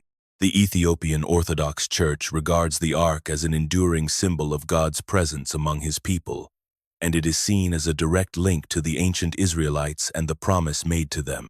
For many Ethiopians, the Ark represents the fulfillment of the covenant God made with Israel, now extended to the Ethiopian people through their ancient Christian faith. The Church of St. Mary of Zion, where the Ark is purported to reside, has long been a place of pilgrimage for Ethiopian Christians and others who seek to honor the sacred relic. The church itself is an important religious and cultural site, not only for its historical association with the Ark but also for its role in the spiritual life of Ethiopia. Access to the Ark is tightly controlled, with only one monk, known as the guardian of the Ark, allowed to view and protect it. This monk's responsibility is to ensure the Ark's safety, and the sacred object remains largely hidden from public view, shrouded in reverence and mystery. Ethiopian Christianity's veneration of the Ark is part of a larger tradition of sacred relics that hold profound spiritual significance. The Ark, as the physical dwelling place of God's presence on earth, is honored as one of the most sacred objects in Ethiopian tradition. It is not merely a symbol of Ethiopia's connection to biblical history, but a living testament to the enduring covenant between God and His people. Though scholars and archaeologists continue to debate the historical accuracy of these claims, the story of the Ark in Ethiopia is an essential part of the nation's Christian identity. It connects the Ethiopian people to the ancient biblical past, while continuing to serve as a powerful symbol of divine presence, protection, and faithfulness in their lives today. In modern times, the Ark of the Covenant continues to capture the imagination of scholars, historians, and adventurers alike. Despite centuries of speculation, its true location remains one of history's greatest mysteries. Fueled by both biblical and historical clues, numerous theories have emerged, each offering a different interpretation of the Ark's fate. These searches, while diverse in their approach, share a common thread: the belief that the Ark holds a profound spiritual and historical significance, and that its discovery would be a monumental event for both religious and secular worlds. Some scholars suggest that the Ark was hidden in Ethiopia, tied to the long-standing tradition upheld by the Ethiopian Orthodox Church, which claims to possess the true Ark. The Church's narrative, connecting the Ark to King Solomon and the Queen of Sheba, has drawn the attention of many who seek to trace the Ark's journey to Africa. Within Ethiopia, particularly in the town of Axum, there is a growing belief that the Ark lies hidden, locked away within the Church of St. Mary of Zion. Despite numerous claims, the actual location remains elusive, with the Church's protective stance further shrouding its secrets. Other theories focus on the possibility that the Ark was hidden within Jerusalem, particularly near the Temple Mount. Some believe that it may be buried under the ancient city, awaiting rediscovery. Mount Nebo, located in modern-day Jordan, has also been proposed as a potential site, with its biblical ties to Moses and the Israelites' wanderings providing a compelling backdrop for such theories. Several archaeological expeditions have ventured into the surrounding areas, digging for evidence, but none have yet uncovered definitive proof of the Ark's resting place. In addition to these theories, various relic hunters and adventurers continue to embark on quests fueled by both religious and cultural motivations. Some approach the search with a deep reverence for the Ark's sacred nature, while others see it as an archaeological prize, a rare artifact from the ancient world. Regardless of their approach, their endeavors have led to numerous expeditions, often blending history, myth, and scripture. However, the Ark remains elusive, its secrets still locked away in the pages of biblical texts and the realms of legend. The continued fascination with the Ark speaks to its enduring legacy as a symbol of God's covenant with His people. For many, the Ark represents more than just an artifact. It embodies divine promise, a tangible connection to the sacred past. Even in the absence of concrete evidence, the search for the Ark persists as an expression of humanity's longing for connection with the divine, the mystery of faith, and the hope of uncovering the hidden truths of our spiritual heritage. The Ark of the Covenant, though lost to history, remains an enduring symbol of God's covenant with His people, representing His protection, presence, and guidance throughout the ages. For millennia, it has stood as a tangible reminder of the relationship between the divine and humanity, an emblem of sacred promises made and kept. The Ark, once the physical dwelling place of God's presence on earth, transcends its material form to become a powerful theological symbol in the religious traditions of Judaism, Christianity, and Islam. In Judaism, the Ark represents the heart of the covenant between God and the people of Israel. It is in the Ark that the sacred tablets of the law were placed, signifying God's direct communication with His chosen people. As such, the Ark is not only a physical object but a manifestation of divine will and the foundation of Israel's identity. Throughout the Scriptures, the Ark's presence in the midst of Israel is a sign of God's favor and guidance. It leads the Israelites into battle, rests in the center of the tabernacle, and is later housed in the Holy of Holies within Solomon's temple. In the absence of the Ark today, its spiritual significance endures, reminding Jews of their covenantal obligations and the presence of God in their history. For Christians, the Ark takes on new layers of meaning. Christians see the Ark not merely as a historical object, but as a prefiguration of Christ. The presence of God that once dwelled within the Ark is believed to have been fully realized in the person of Jesus Christ, who Christians believe is the fulfillment of God's covenant with His people. Early Christian writings, particularly those in the New Testament, often draw connections between the Ark and Mary, the mother of Jesus, portraying her as the new Ark of the Covenant. Just as the Ark carried the Word of God in the form of the tablets of the law, so too did Mary carry the Word made flesh in her womb. In this sense, the Ark becomes a symbol of the divine indwelling, which Christians believe was fully revealed in Christ. In Islam, the Ark also holds significance, though its role is more subtle. The Quran does not focus extensively on the Ark, but it is mentioned in the context of the stories of the Israelites. Muslims view the Ark as a symbol of God's favor and as a source of guidance and protection for the children of Israel. Islamic tradition, like Jewish and Christian beliefs, acknowledges the Ark as an object of reverence, with its loss and the subsequent exile of the Israelites viewed as a consequence of their disobedience to God's will. Across these three faiths, the Ark continues to serve as a symbol of divine covenant, a reminder of God's enduring promises to His people, and a focal point for theological reflection. Whether in the teachings of the Torah, the revelations of the Gospel, or the insights of the Quran, the Ark remains a profound symbol of faith, a sacred object that points toward God's continued presence and His covenant with humanity. In the book of Revelation, the Ark of the Covenant makes a profound and symbolic return, signaling not just the continuity of God's presence but the culmination of his divine plan for the world. It is in the heavenly realm that the ark is seen once again, not in a physical temple, but in the very throne room of God, representing his ultimate sovereignty and the final victory over evil. This appearance in Revelation marks the fulfillment of all the promises that the ark once symbolized on earth, a covenant of divine protection, guidance, and the unbreakable bond between God and his people. In Revelation 11:19, the ark is described as being seen in the temple of God in heaven, a moment that marks the beginning of the final stages of history.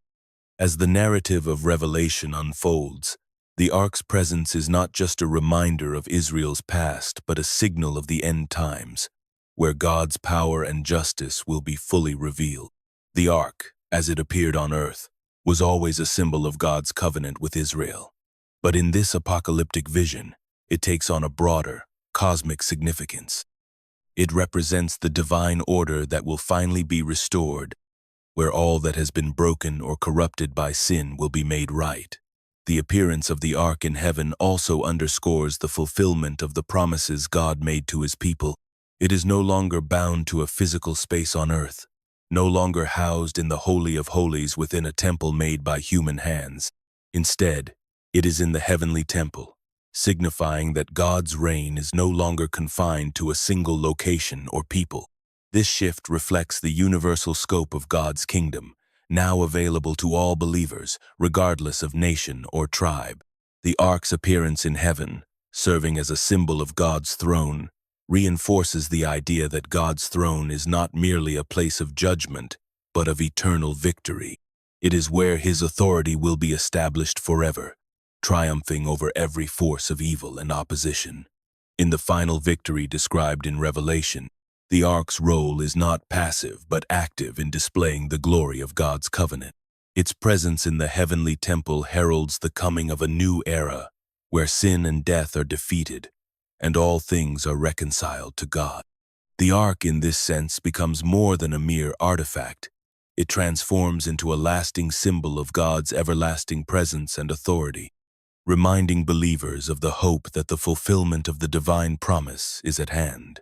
Just as the ark once journeyed with the Israelites, leading them into the promised land, it now leads them into the ultimate promise of eternal life in God's kingdom. The Ark of the Covenant holds a significance that extends far beyond its physical form. While it was once a tangible, sacred object in the tabernacle and later in the temple, its deeper meaning lies in its representation of God's unchanging covenant with his people. The ark was a symbol of God's desire to dwell among humanity, a visible sign of his presence and commitment to the Israelites.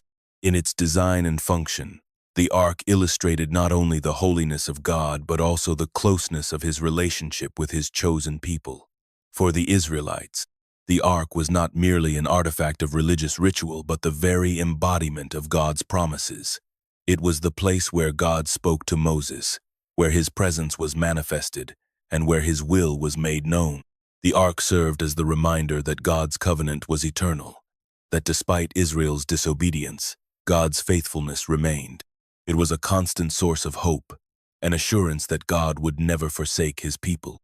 It was the physical manifestation of a spiritual reality, God's willingness to be near his people, guiding them through every trial, leading them through the wilderness, and even into the promised land. As history progressed, the physical ark was lost, hidden, or removed from Israel's sight, yet its spiritual significance endured. In the Christian tradition, the ark is seen as a precursor to the ultimate fulfillment of God's covenant in the person of Jesus Christ. Just as the ark was the dwelling place of God's presence, so too did Jesus become the dwelling place of God on earth. In this way, the ark foreshadowed the incarnation, where God became intimately involved in human history, not just in the temple but through the life and sacrifice of Jesus. The spiritual teachings of the ark extend beyond its biblical context, reaching into modern theological studies. Scholars and theologians have long examined the ark as a symbol of divine relationship. It represents God's initiative to form a covenant, to establish a bond with his people that is based on grace, mercy, and faithfulness. It reminds believers that the divine presence is not confined to a distant, abstract concept, but is actively involved in the lives of those who follow him. The ark calls to mind God's desire for a deep, personal relationship with each individual, a relationship that transcends the boundaries of space and time. Furthermore, the ark's spiritual significance speaks to God's unyielding commitment to justice and holiness. As a symbol of the covenant, it signifies the importance of living in accordance with divine principles, honoring the holiness of God, while also experiencing his mercy. For modern believers, the ark represents a call to faithfulness, to hold firm to the promises of God, and to live in communion with him, as the Israelites did, even when the physical manifestation of his presence is no longer seen. In this way, the ark's spiritual legacy continues to shape the faith of believers today, reminding them of the ongoing, ever-present reality of God's covenant with humanity. In the realm of eschatological thought, the Ark of the Covenant holds a unique place, especially in relation to the final battle between good and evil. Many interpretations suggest that the Ark's return plays a pivotal role in the unfolding of the end times. Some believe that its reappearance would mark a decisive moment in the fulfillment of prophecy, a visible sign that God is preparing to establish his eternal kingdom and to defeat the forces of darkness once and for all. The ark's role in this final confrontation is often tied to its symbolism as the seat of divine justice. Throughout history, the ark has been a symbol of God's covenant with his people, a covenant that is rooted in his righteous judgment and mercy. Its return in the end times would, in this view, represent the final vindication of God's holiness and the ultimate triumph of his will over the powers of evil. As the Israelites once carried the ark into battle, so too would its return signal God's readiness to vanquish his enemies and establish his reign forever. In some interpretations, the ark's return is seen as part of the events leading up to the coming of the Antichrist. This figure, often understood as the embodiment of opposition to Christ and the kingdom of God, would rise to power in the final days, deceiving many and leading the world astray. The ark, in contrast, would serve as a powerful reminder of God's sovereignty and the ultimate futility of any attempt to usurp his authority. Its return would signify the unshakable truth that no matter how great the forces of evil might seem, God's plan cannot be thwarted. For those who see the ark as a symbol of divine justice, its return also brings with it the promise of judgment. The Antichrist, representing the culmination of rebellion against God, would face the unrelenting justice that the ark symbolizes. Just as the ark was a place of judgment in the Old Testament, where God's will was made known and his actions were carried out, its reappearance in the end times would signal the final judgment of all who have opposed him. In this sense, the ark is not only a symbol of divine protection and guidance, but also of God's righteous wrath, which will be poured out upon the earth in the last days. Ultimately, the ark's return in eschatological visions underscores the triumph of good over evil. It becomes a symbol of God's justice, reminding believers that while the forces of darkness may seem powerful in the present age, their defeat is assured. The ark, once lost, will reappear as a sign of God's ultimate victory, and its presence will serve as a declaration that God's kingdom is coming in fullness and power, bringing with it an end to evil and the establishment of everlasting peace. The Ark of the Covenant has long been a focal point for theological reflection, inviting scholars to explore its deeper meanings and its symbolic significance in the relationship between God and his people. Beyond its physical structure, the Ark represents the dwelling place of God's presence on earth, the unbreakable covenant between him and Israel, and the divine faithfulness that sustained the nation through generations of trials and triumphs. Scholars have often focused on the Ark as a symbol of God's holiness, his justice, and his mercy, understanding that its journey throughout history mirrors the spiritual journey of Israel itself. At its core, the Ark is more than just a sacred object. It is the embodiment of God's covenant with his people. When God instructed the Israelites to build the Ark, he gave them a tangible reminder of his promises, a visible representation of his presence. The Ark's journey through the wilderness, its placement in the Holy of Holies, and its role in battle serve as a powerful reminder that God is not distant or detached from the affairs of his people. He is present with them, guiding, protecting, and leading them through every circumstance. The ark's symbolism extends to its role as the seat of divine justice. Within the ark were placed the tablets of the law, a reminder that God's covenant is not merely a relationship of love, but also one of obedience and righteousness. The ark represented both the mercy of God, in that he chose to dwell among his people, and the justice of God, in that his people were called to live according to his commandments. This duality, the balance between mercy and justice, is a central theme in theological reflections on the ark, echoing the nature of God himself, who is both gracious and just. The ark's journey also reflects the faithfulness of God. Despite Israel's wandering, disobedience, and moments of spiritual failure, God's presence remained with them, symbolized by the ark. Scholars often reflect on this as a testament to God's unshakable commitment to his people, even in their unfaithfulness. The ark, often carried into battle or placed at the center of Israel's worship, reminds believers of the constancy of God's presence, a constant theme throughout Scripture. Moreover, the disappearance of the ark after the Babylonian exile prompts reflections on the nature of God's presence and the relationship between the sacred and the earthly. Some theologians ponder the significance of the ark's absence, suggesting that it points to the shift in God's relationship with his people. In the New Testament, the idea of the presence of God becomes less tied to a physical object and more to the person of Jesus Christ.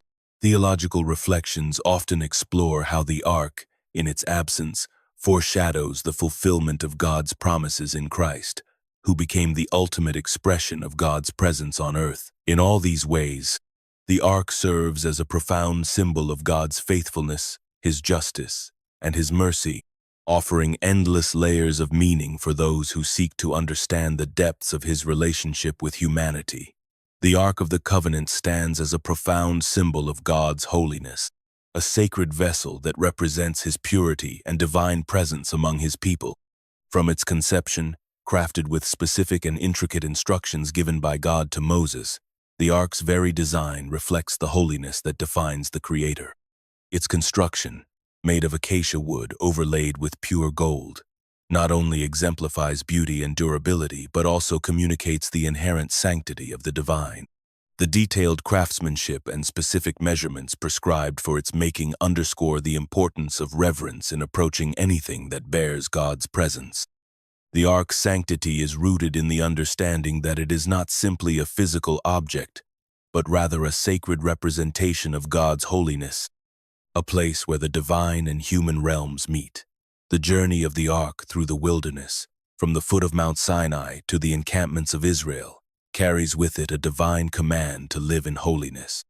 The people are instructed to build the ark as a tangible symbol of God's presence with them, and it serves as a reminder that they are set apart from the nations around them.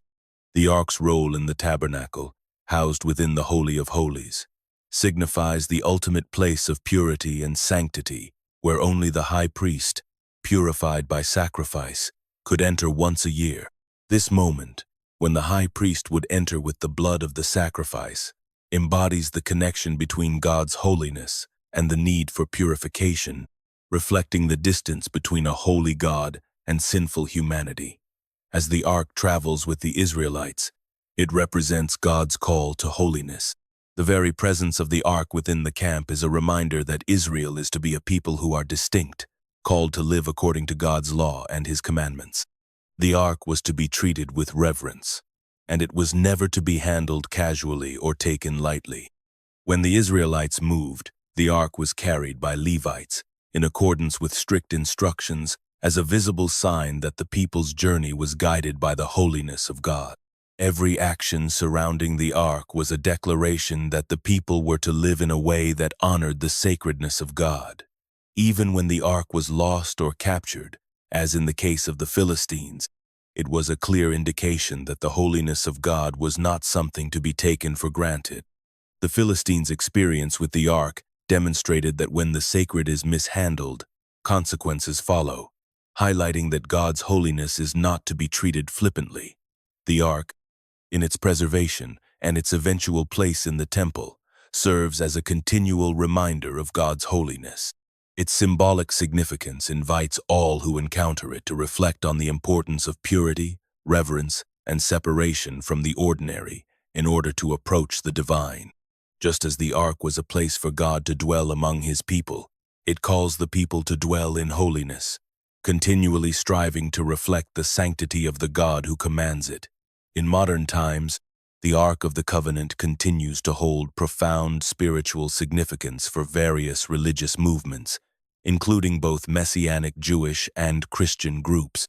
While its physical location remains unknown, the Ark's symbolism endures as a beacon of divine presence, covenant, and hope for restoration. For many, the Ark is not merely an artifact of ancient history, but a living symbol that speaks to the ongoing relationship between humanity and the divine, a connection that transcends the passage of time. Messianic Jewish groups, in particular, find deep resonance in the Ark's symbolism.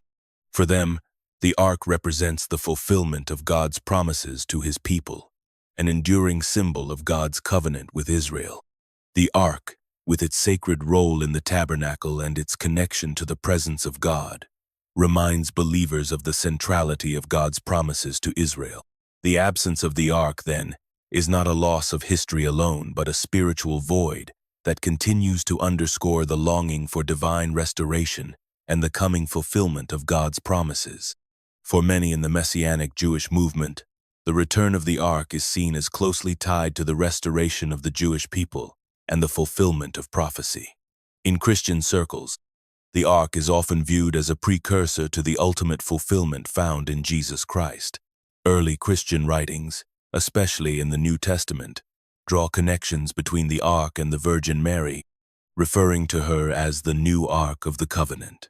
Just as the Ark once contained the presence of God in a physical, earthly form, Christians believe that Mary bore Christ, the true presence of God, within her womb. This connection elevates the Ark as a symbol of divine grace and the intersection of the holy with humanity. The Ark, therefore, is not only a symbol of hope for Israel but for all of humanity, pointing to the final reconciliation between God and his creation through the life and sacrifice of Jesus. Across these movements, the search for the Ark remains an enduring symbol of hope, a tangible manifestation of a future restoration. Whether it is the anticipation of the Ark's return as part of the Messianic age or the continued search for divine presence in the Christian faith, the Ark represents more than an ancient object. It is a living symbol that transcends time. For many, the search for the Ark is an act of faith, embodying the longing for divine revelation and fulfillment of promises. The pursuit of its return is not simply a search for an object of ancient importance, but a deeper desire for spiritual renewal, a desire that remains vital in the modern world. As these religious movements continue to search and reflect on the Ark's legacy, its symbolism as a vessel of divine presence, covenant, and restoration remains a central pillar of faith and hope. The Ark's journey through history speaks not only to the past, but also to the future, inviting believers to place their trust in the fulfillment of God's promises and the ultimate restoration of his people. The Ark of the Covenant holds a central place in the formation of the identity of Israel, deeply influencing the nation's worship practices and their understanding of God. From the moment it was constructed, the Ark became more than just a sacred object. It symbolized the unique covenant between God and his people, a covenant that defined Israel's existence and purpose. As the Israelites journeyed through the wilderness, the Ark served as a constant reminder of God's presence and his commitment to guide and protect them. It was not merely a physical object, but a living embodiment of God's holiness, power, and promise. The Ark's role in Israel's worship practices was profound. It was housed within the innermost sanctum of the tabernacle, the Holy of Holies, and it was there that God's presence was believed to dwell. The high priest, on the appointed Day of Atonement, would enter the Holy of Holies to offer sacrifices for the sins of the people, and it was in this sacred space that God would meet with his people in a unique and intimate way. The ark was not just an item of reverence. It was the physical manifestation of God's presence among Israel. The people of Israel understood their identity as a nation set apart, chosen by God to be His people. The ark was a daily reminder of this covenant, and it shaped the very way they understood their relationship with God. In times of war, the ark was carried before the armies as a symbol of divine favor. During the conquest of Canaan, it led the way across the Jordan River, signaling that Israel was marching forward under the guidance and protection of God. The ark's presence in battle was a powerful reminder that the victories were not won by human might, but by the will of God. This belief in the ark's power was evident when the Israelites carried it around the walls of Jericho, and the miraculous collapse of the city's walls further affirmed the role of the ark in securing divine victories.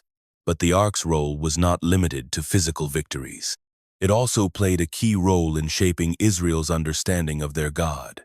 The people of Israel came to understand that God was not distant, but intimately involved in their lives. He was present with them, guiding them in their worship and leading them through their struggles. The ark became a focal point for Israel's understanding of God's holiness, justice, and mercy. It was a symbol of His covenant, reminding the people of their responsibilities to live in obedience to His commands. As the ark traveled with Israel, it also served as a symbol of hope for the future, a hope that the covenant would one day be fully realized, and that God's presence would ultimately dwell with His people forever. In this way, the ark became deeply woven into the fabric of Israel's identity, shaping not only their worship practices but their very understanding of who they were as a people chosen by God. It was the physical representation of the promise that they were never alone, that God was with them, and that He would fulfill His covenant in His time. The Ark of the Covenant stands as the most tangible symbol of God's presence among His people, a sacred vessel that encapsulates His holiness, power, and commitment to Israel. Throughout Israel's journey, both in the wilderness and later in the Promised Land, the Ark was not just a physical object but a living testament to the divine covenant. Wherever the Ark went, it signified that God was near, guiding, protecting, and inhabiting His people in a way that no other nation could claim. Its very construction, its place in the tabernacle, and its travels with Israel all pointed to the intimate relationship between God and His people. The Ark was placed in the Holy of Holies, the innermost part of the tabernacle, and later the temple, a space where only the high priest could enter, and that too, only once a year. The location of the Ark within such a sacred space was a clear indication of God's transcendent holiness. His presence was set apart, and the people could not approach Him lightly. To enter the Holy of Holies was to approach the very essence of God's glory. The Ark, with its cherubim-covered mercy seat, was not simply an object to be revered. It was the physical manifestation of God's presence, seated above it, dwelling among His people. Throughout Israel's history, the Ark served as a constant reminder that the Creator of the universe had chosen to dwell with His people in a unique and powerful way. It symbolized the unbroken promise that God made to Israel, that He would be their God and they would be His people. Its journey through the wilderness was more than a mere logistical event. It was an act of divine guidance. The cloud of God's presence, which would rest upon the Ark, was a clear sign that God was leading Israel by day, and the fire by night represented His unwavering presence through every hardship. Whether moving through the desert or crossing the Jordan, the Ark was a beacon of God's covenant and divine intervention. When Israel entered battle, the Ark was carried before them as a sign that victory depended not on their strength, but on God's will. It was God's presence, not military might, that ensured their triumphs. The Ark's role in the fall of Jericho, as it was marched around the city's walls, underscores this truth. With the Ark at the center, the people of Israel knew that victory would come not by their own power, but through the power of the God who dwelled within the Ark. The Ark of the Covenant thus served as the ultimate manifestation of God's presence, His glory dwelling with His people. It was a profound reminder that Israel's identity was bound to the Creator Himself, who promised to walk with them through every trial, every triumph, and every step of their journey. The Ark was not merely an object. It was the living embodiment of God's promise, his holiness, and his intimate presence among his people. The Ark of the Covenant played a pivotal role in the establishment and consolidation of the Davidic dynasty, serving as both a spiritual and political symbol of Israel's unity and divine favor. King David, deeply aware of the Ark's significance, sought to bring it to Jerusalem, the city he had conquered, making it the political and spiritual heart of the nation. For David, the Ark was not merely an object of reverence. It represented God's sovereignty over Israel and was essential for securing God's blessing upon the nation. David's desire to have the Ark in Jerusalem was rooted in the belief that it would unify Israel under one central authority, both in matters of worship and governance. Jerusalem, by virtue of being the Ark's new resting place, would become the focal point of Israel's identity, drawing people together in their devotion to God. This was not just a move to elevate the city politically, but a recognition that God's presence, symbolized by the Ark, would ensure the success and stability of David's rule. The Ark represented God's direct intervention and authority, and its presence in Jerusalem would signify that the nation was under divine protection and guidance. However, the process of bringing the Ark to Jerusalem was fraught with challenges, most notably the tragedy of Uzzah's death, when the Ark was almost lost due to improper handling. This event underscored the sacredness of the Ark and the necessity of following God's prescribed methods of reverence. Despite this setback, David's determination remained unwavering. He recognized the Ark as a symbol not only of divine presence but also of God's covenant with Israel, and he was resolute in bringing it into Jerusalem. His joy at the successful transfer, marked by dancing and sacrifices, was a reflection of his understanding that the Ark was far more than a mere relic, was a powerful symbol of Israel's covenantal relationship with God. Once in Jerusalem, the Ark's place within the city was not just a political statement, but a theological one as well. The Ark, housed in a tent on Mount Zion, was a constant reminder to the people that their kingdom was established not by their own strength, but by God's will. David's reign was marked by a profound awareness that his authority was tied to God's, and the Ark was a tangible sign of that divine endorsement. In the broader context of the Davidic dynasty, the Ark's central role in Israel's worship and governance reinforced the idea that the king was not merely a secular ruler, but one whose authority was directly connected to the divine order. The presence of the Ark in Jerusalem gave legitimacy to David's kingship and set the stage for the continued significance of the Ark during the reign of Solomon and beyond. As the centerpiece of both political and spiritual life, the Ark symbolized the unbreakable bond between Israel's kingship and the sovereignty of God. With the completion of Solomon's temple, the Ark of the Covenant found its permanent home, marking the pinnacle of Israel's spiritual and architectural achievements. The temple, a grand structure of immense beauty and intricate detail, was not just a physical building but a manifestation of Israel's devotion to God. At the heart of this temple, in the innermost sanctuary known as the Holy of Holies, rested the Ark.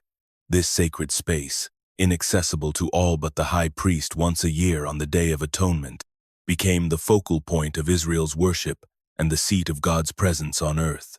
The placement of the Ark within the Holy of Holies symbolized the deep, intimate relationship between God and Israel. For the people of Israel, the Ark was not merely a physical artifact, it was the tangible representation of God's covenant with their ancestors. It held the stone tablets given to Moses, a reminder of God's law and his promise to his people. The Ark was the symbol of God's leadership, guidance, and holiness, and it stood as the ultimate focal point for Israel's worship and spiritual life. Solomon, in his prayer of dedication for the newly completed temple, emphasized the deep significance of the Ark's presence. As he asked God to bless the temple and fulfill his promises to Israel, the Ark was at the center of this covenantal dialogue. The Ark, in this sense, was not just an object of reverence. It was the means by which Israel could approach God, seek forgiveness, and offer their worship. God's presence, symbolized by the Ark, sanctified the entire temple and gave it spiritual purpose. Without the Ark, the temple would have been merely a magnificent structure. With it, the temple became the holy dwelling place of God. For the Israelites, the ark in the temple was a constant reminder of their identity as a covenant people chosen by God. It was a source of assurance that God was among them, guiding and protecting them, as he had done since the days of the Exodus. The temple, with its inner sanctum and the presence of the ark, was the place where heaven and earth met. It was where God's holiness could be encountered in the most profound way, yet it also served as a reminder of the distance between God's perfect holiness and human imperfection. The ark in the Jerusalem temple also underscored the centrality of the temple in the religious life of Israel. Pilgrimages to the temple, sacrifices, and offerings all centered on this sacred space. The presence of the ark reinforced the idea that the temple was not just a symbol of Israel's spiritual center, but also the place where God's rule and divine authority were most powerfully expressed. As long as the ark remained there, Israel's connection to God was tangible and assured.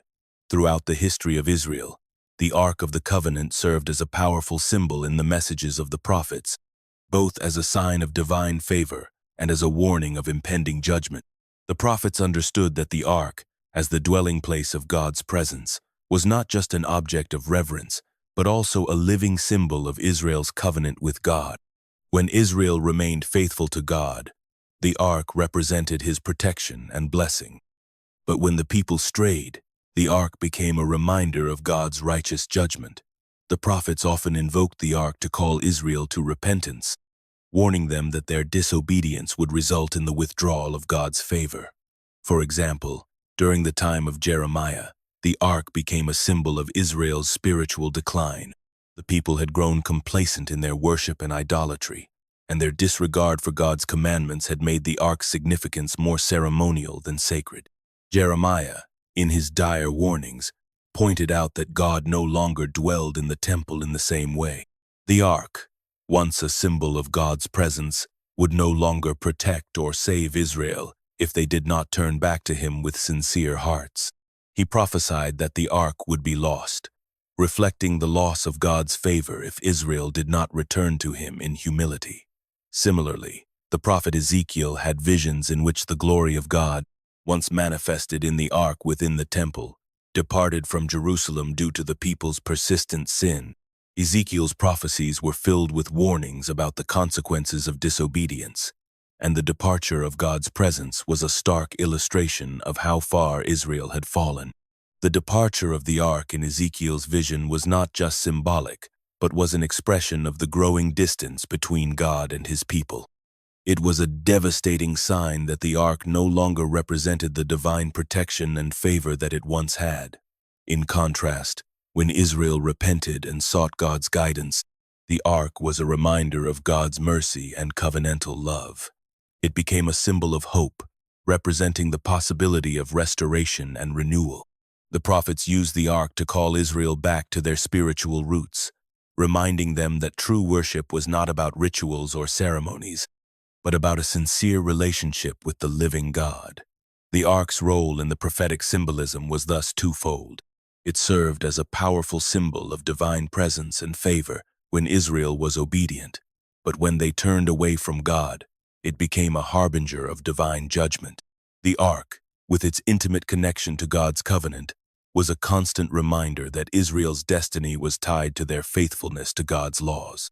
It was both a comfort and a cautionary tale, urging the people to remain faithful and obedient, lest they lose the very presence that defined their identity as God's chosen people. In the centuries following the destruction of the First Temple, the ark's role continued to hold a deep place in Jewish thought, and it became a significant subject in rabbinic literature. While its physical disappearance left a profound void, the ark remained a powerful symbol of divine covenant and the unbroken connection between God and his people.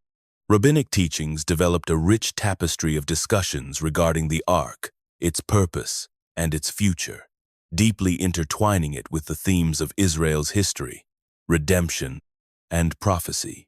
Rabbinic scholars, in their reflections, often look back to the ark as a central figure in the narrative of Israel's relationship with God. They recognized that the ark was more than just an object. It was the embodiment of God's presence on earth, the place where he spoke to Moses, and the seat of his divine authority. The ark's journey through Israel's history, from the wilderness to the temple, was seen as a visible manifestation of God's closeness to his people. But its eventual disappearance was understood as a sign of Israel's exile and spiritual desolation. As the ark was no longer physically present, the rabbis emphasized the idea that God's presence, though hidden, had not left his people. They taught that the absence of the ark signified a period of waiting, a time when the Jewish people must renew their commitment to the covenant in preparation for the messianic redemption. A recurring theme in rabbinic thought is that the ark would one day return. Some rabbis speculated that it would be revealed with the coming of the Messiah, a time when the temple would be rebuilt and God's presence would be fully restored.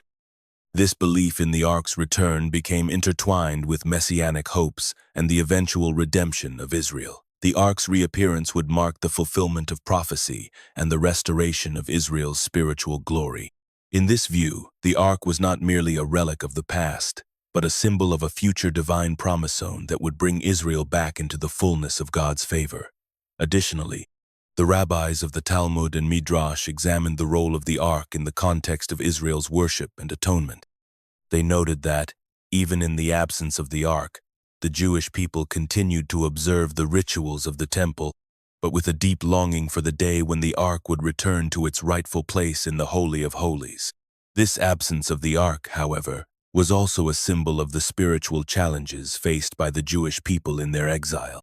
The rabbis used the absence of the ark as a metaphor for the longing for the full revelation of God's presence in the world, a desire for redemption that would be fulfilled when the Messiah came. Thus, rabbinic literature, while acknowledging the physical absence of the ark, turned it into a powerful symbol of divine faithfulness, prophetic promise, and Israel's ongoing journey toward spiritual restoration. It was a symbol that transcended time, remaining a beacon of hope for a people eagerly awaiting the return of their most sacred and cherished possession. In Islamic tradition, the Ark of the Covenant holds significant spiritual importance, though its presence in the Quran is not as prominent as in the Jewish and Christian traditions. However, the Ark is acknowledged as a symbol of divine favor and protection, representing the special relationship between God and his chosen people. Islamic teachings regard the Ark as a sacred object, linked to the prophets and a manifestation of God's guidance, with its significance deeply intertwined with the broader narrative of faith and obedience. In the Quran, the Ark is not explicitly named but is referred to in relation to the children of Israel, particularly in the context of their wandering in the desert and their trials. Islamic tradition recognizes the Ark as the object that carried the tablets of the law, much like its portrayal in the Hebrew Bible, though the emphasis is less on the physical structure itself and more on the divine commands it represents. The Ark is viewed as a powerful symbol of the covenant, embodying God's presence and authority, and as a sacred relic that carried the message of divine law to the people of Israel. The Islamic tradition also highlights the role of the Ark in the story of the prophet Moses, Musa. According to some interpretations, the Ark was carried by the Israelites during their journey to the Promised Land, serving as a sign of God's protection and leadership. In this way, the Ark was seen as a divine safeguard, guiding the people through their struggles and battles. This notion of divine protection aligns with Islamic views of God's constant care for his chosen people, a recurring theme in the Quran and Hadiths. Furthermore, Islamic thought connects the Ark with the concept of divine justice and mercy. The Ark's significance is not only in its physical presence but also in what it represents: the law and the covenant that bind the people of Israel to God. The Ark, in this light, serves as a reminder of the importance of adhering to divine guidance, remaining faithful to God's commands, and seeking his mercy. It also carries a lesson about the consequences of disobedience, as reflected in the fate of the Israelites during their periods of sin and rebellion. Some Islamic scholars also link the Ark with the concept of ultimate spiritual renewal, especially regarding the Messiah. Just as in the Jewish and Christian traditions, where the return of the Ark is associated with the coming of a Messiah or the end of times, Islamic eschatology similarly holds that a form of restoration and renewal will occur with the return of the Mahdi, a messianic figure. Though the Ark is not central to this narrative, its association with divine law and guidance serves as a precursor to the restoration of God's order in the world. In Islamic tradition, the Ark is more than just a historical artifact.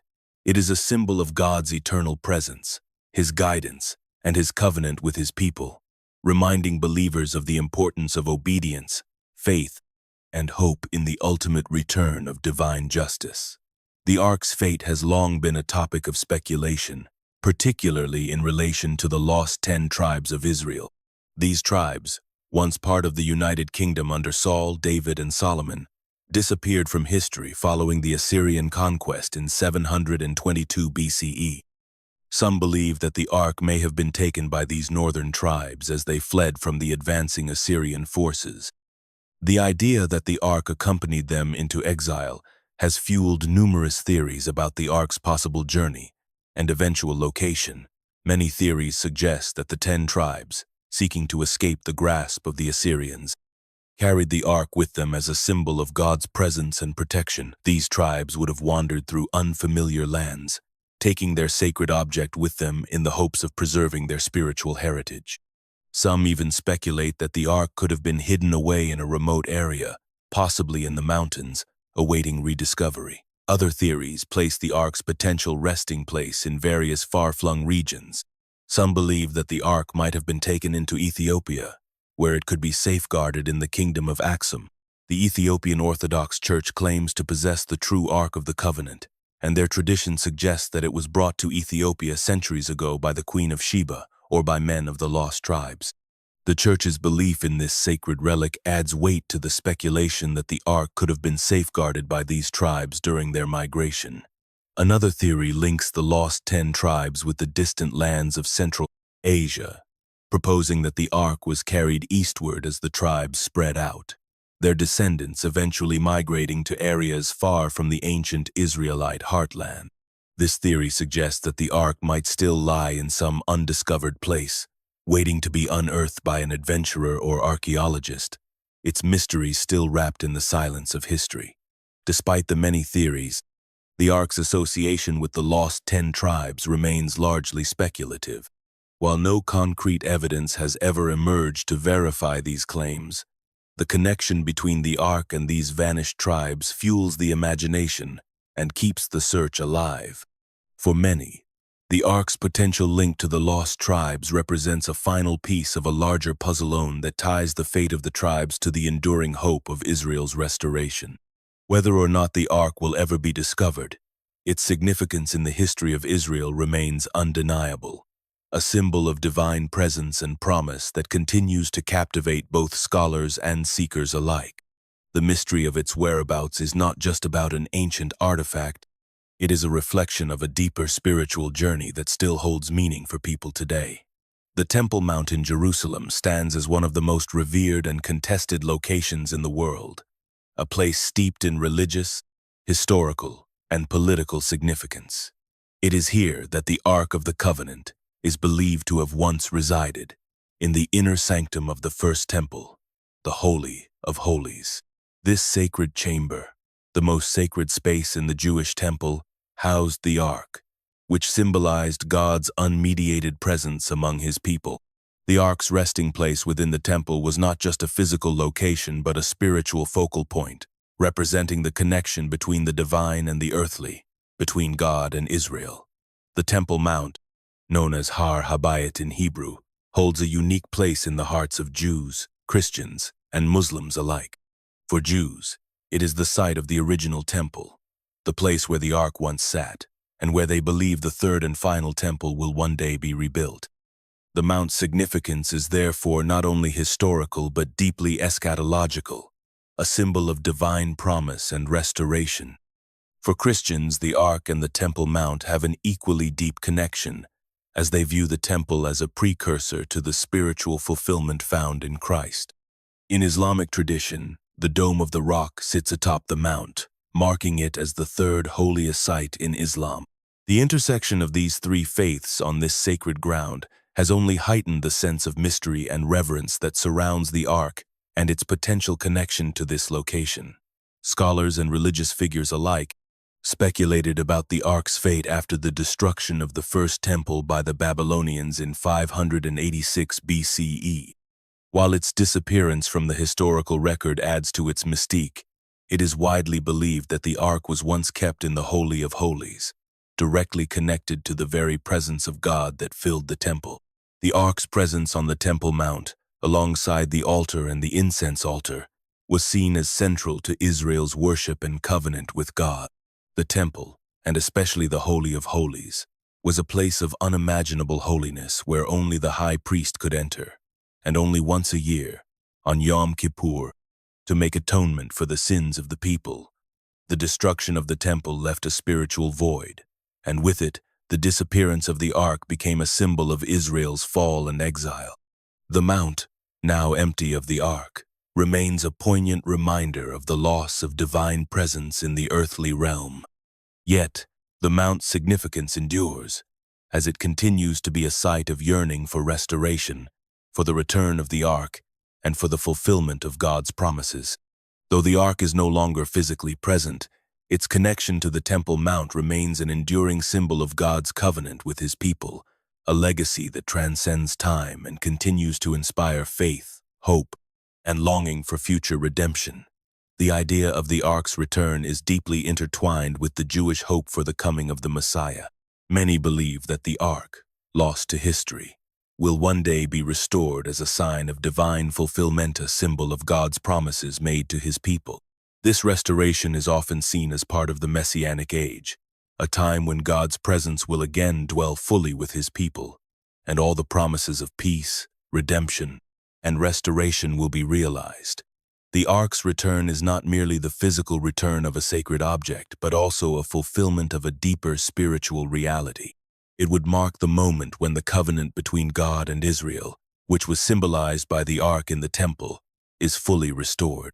In Jewish tradition, the Messiah is expected to be a descendant of King David, a leader who will usher in an era of peace and reunite the Jewish people in the land of Israel. Many Jewish mystics and scholars throughout the centuries have believed that the return of the Ark would be a key event in this messianic redemption. In Christian thought, the return of the Ark is also seen as a significant event tied to the second coming of Christ. The Ark, which once contained the tablets of the law, is thought to prefigure the presence of Christ, who Christians believe is the fulfillment of the law. Just as the Ark once symbolized God's holy presence among the people of Israel, Christ, for Christians, represents the ultimate manifestation of God's presence on earth. Thus, the restoration of the Ark is often viewed as symbolic of Christ's return to establish God's eternal kingdom. In this view, the Ark is a profound symbol, pointing both to Israel's future redemption and the ultimate reconciliation of all things through Christ. The Ark, as a symbol of God's covenant, holds a place of central importance in these eschatological hopes. It is a living reminder that God has not forgotten His promises, despite the long history of exile, suffering, and displacement.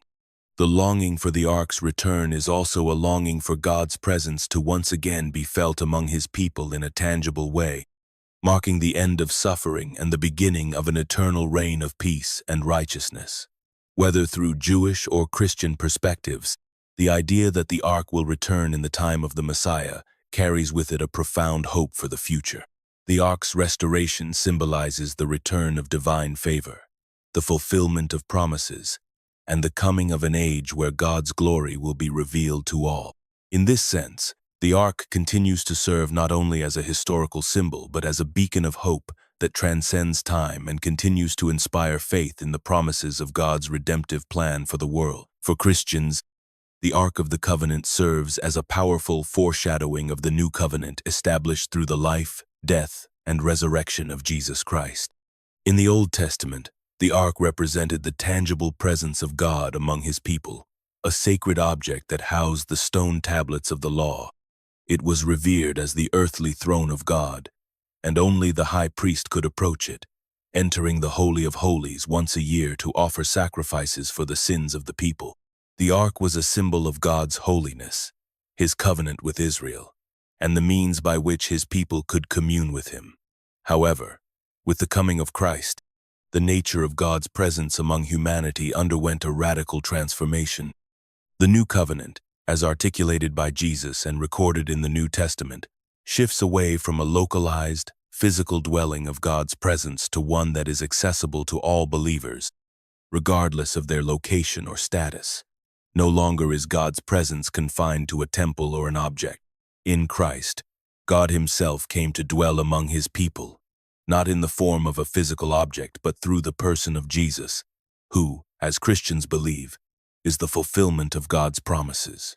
The ark, which once contained the law, is now seen as a type of Christ who, as Christians believe, embodies the fulfillment of the law.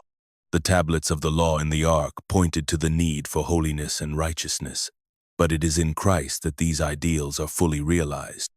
Through his sacrifice, the barrier between humanity and God is broken, and access to God is made open to all who believe.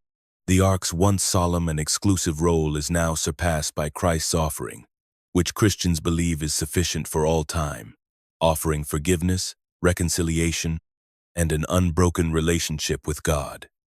In the new covenant, God's presence is no longer mediated by a priest or an object. Instead, it is made available to every believer through the Holy Spirit, who dwells within them. Christ, in the Christian understanding, becomes the ultimate high priest, and through him, all believers can approach God with confidence, as the veil that once separated humanity from the Holy of Holies has been torn. This marks a shift from a covenant bound by rituals, sacrifices, and physical objects to one where God's grace is freely given and his presence is available to all who follow Christ. Thus, the Ark of the Covenant is not only a historical artifact, it is a profound symbol of the greater reality brought about by Jesus. The Ark foreshadows the presence of God now fully accessible through Christ, fulfilling the promise of a new and everlasting covenant that transcends the old system of law and sacrifice. Christians see the Ark's role as part of the divine narrative that leads to the ultimate revelation of God's plan in Christ, bringing hope, redemption, and salvation to all who believe. The Ark of the Covenant held a central place in the religious and spiritual life of ancient Israel, and its connection with the priesthood was of profound importance. The priests, particularly the high priests, were tasked with maintaining the sacred rituals surrounding the ark and overseeing its care. As the earthly symbol of God's presence, the ark was treated with reverence, and only those consecrated to God could approach it, with the high priest assuming the most significant role. The high priest, who was the spiritual leader of the Israelites, served as the mediator between God and the people. He had the responsibility of entering the Holy of Holies once a year on the Day of Atonement to offer sacrifices and sprinkle the blood of a goat on the mercy seat of the ark. This act was meant to atone for the sins of Israel, symbolizing God's forgiveness and reconciliation with his people. The high priest's interaction with the ark was not just a ritual. It was an embodiment of the deep connection between the priesthood and the holiness of God. The ark, as the dwelling place of God's presence, was not to be taken lightly. The priesthood, and especially the high priest, was set apart for the sacred task of approaching the ark and entering the most holy space in the tabernacle or temple.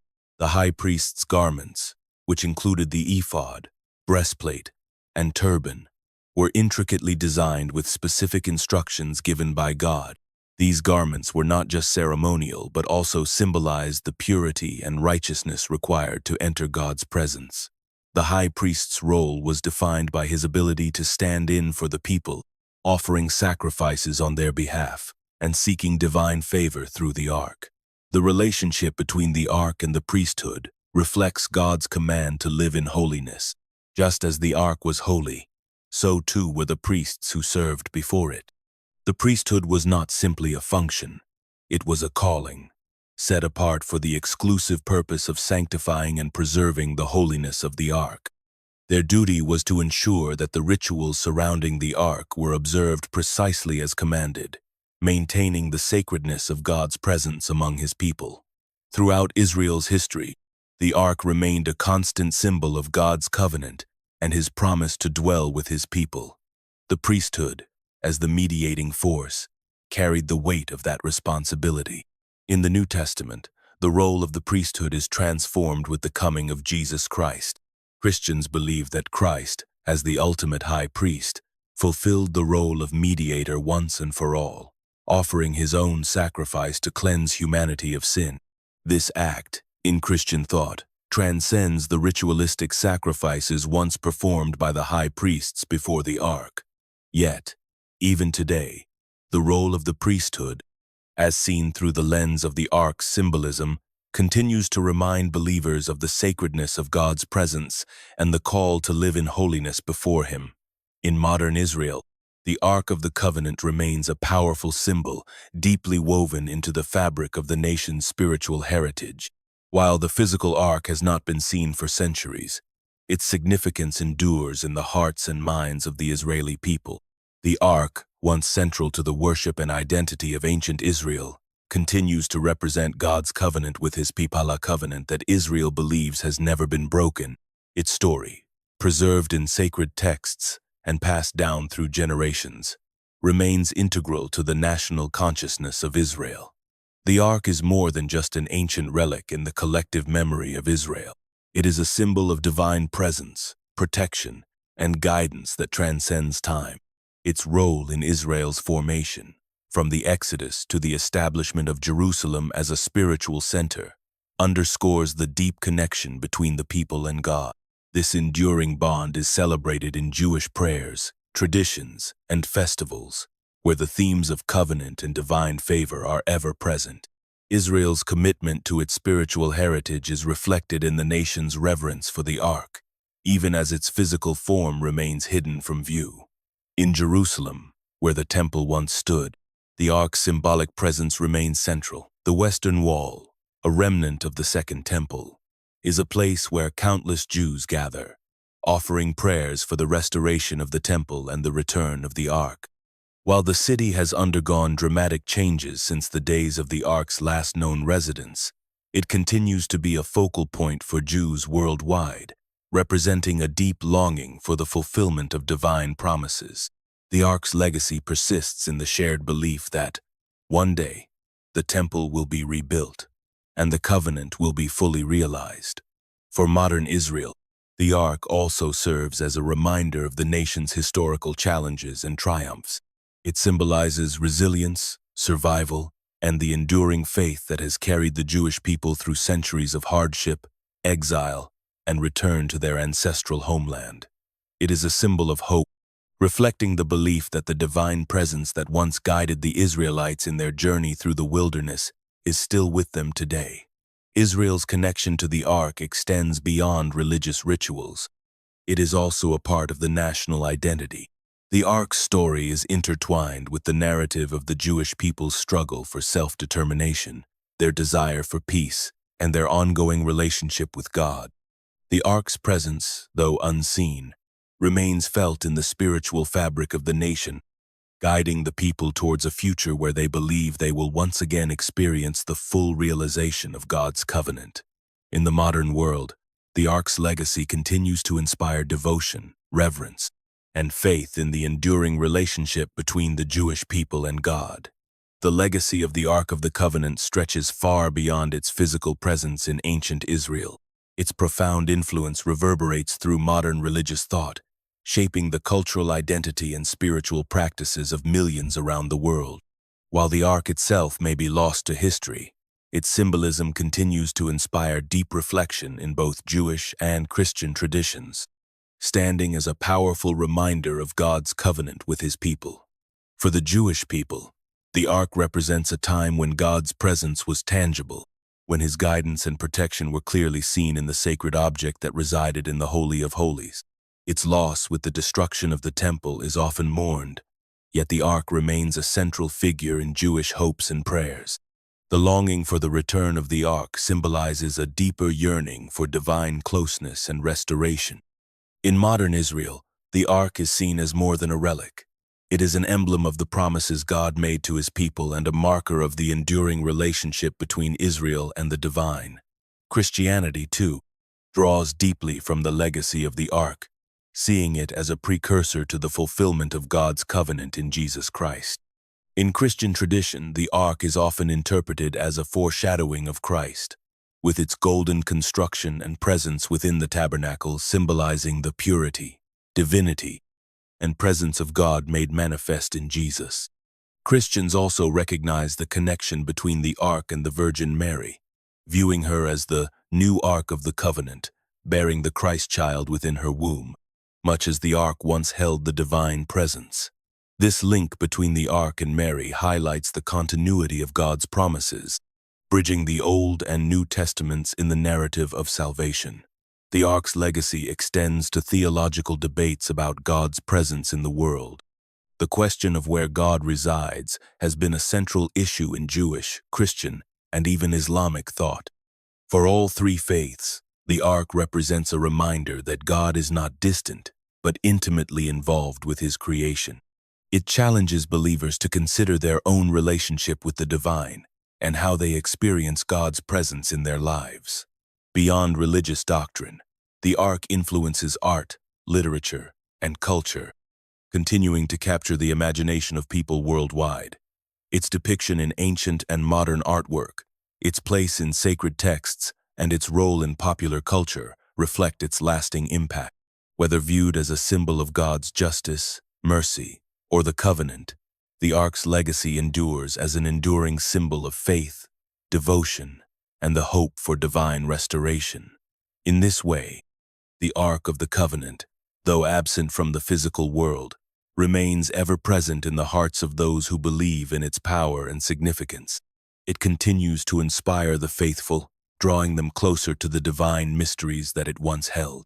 Its legacy will live on as long as there are those who seek to understand the depths of God's relationship with humanity. The future of the Ark of the Covenant remains shrouded in mystery, fueling speculation and deep anticipation, especially in relation to eschatological beliefs. For centuries, the fate of the Ark has captivated the imagination of believers and scholars alike, with many holding on to the hope that it will one day be restored to its rightful place in the temple in Jerusalem.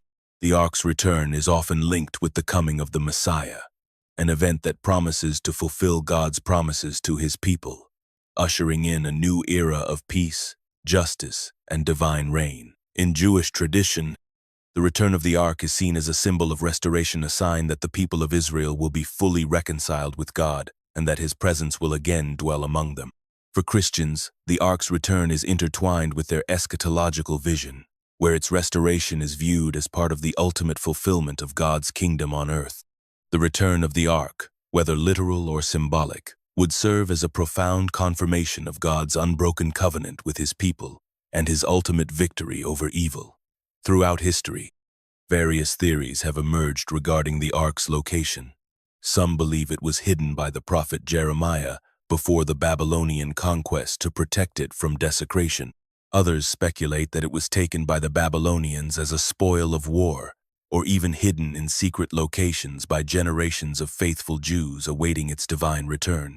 These theories, while varying in detail, all speak to the deep yearning for the Ark's return and the belief that it will one day reappear when the time is right. In recent times, the search for the Ark has become a modern-day quest, with adventurers, scholars, and religious figures all pursuing clues to its location. Some claim to have found it in remote locations, from Ethiopia to the caves beneath Jerusalem, though none have proven their discoveries beyond doubt. The quest for the Ark continues to capture the attention of those who believe that its return is not just a matter of historical interest, but of spiritual importance, a pivotal event that will signal the closing of one chapter in God's redemptive plan and the opening of another. The Ark's final return remains a matter of deep faith and fervent hope. For many, it represents the fulfillment of the ultimate promise of God's presence among His people, an event that will transcend all earthly powers and mark the beginning of a new era. Until that day arrives, the Ark remains a symbol of divine mystery and promise, an enduring reminder of the covenant that binds God to His people, a covenant that will never be broken.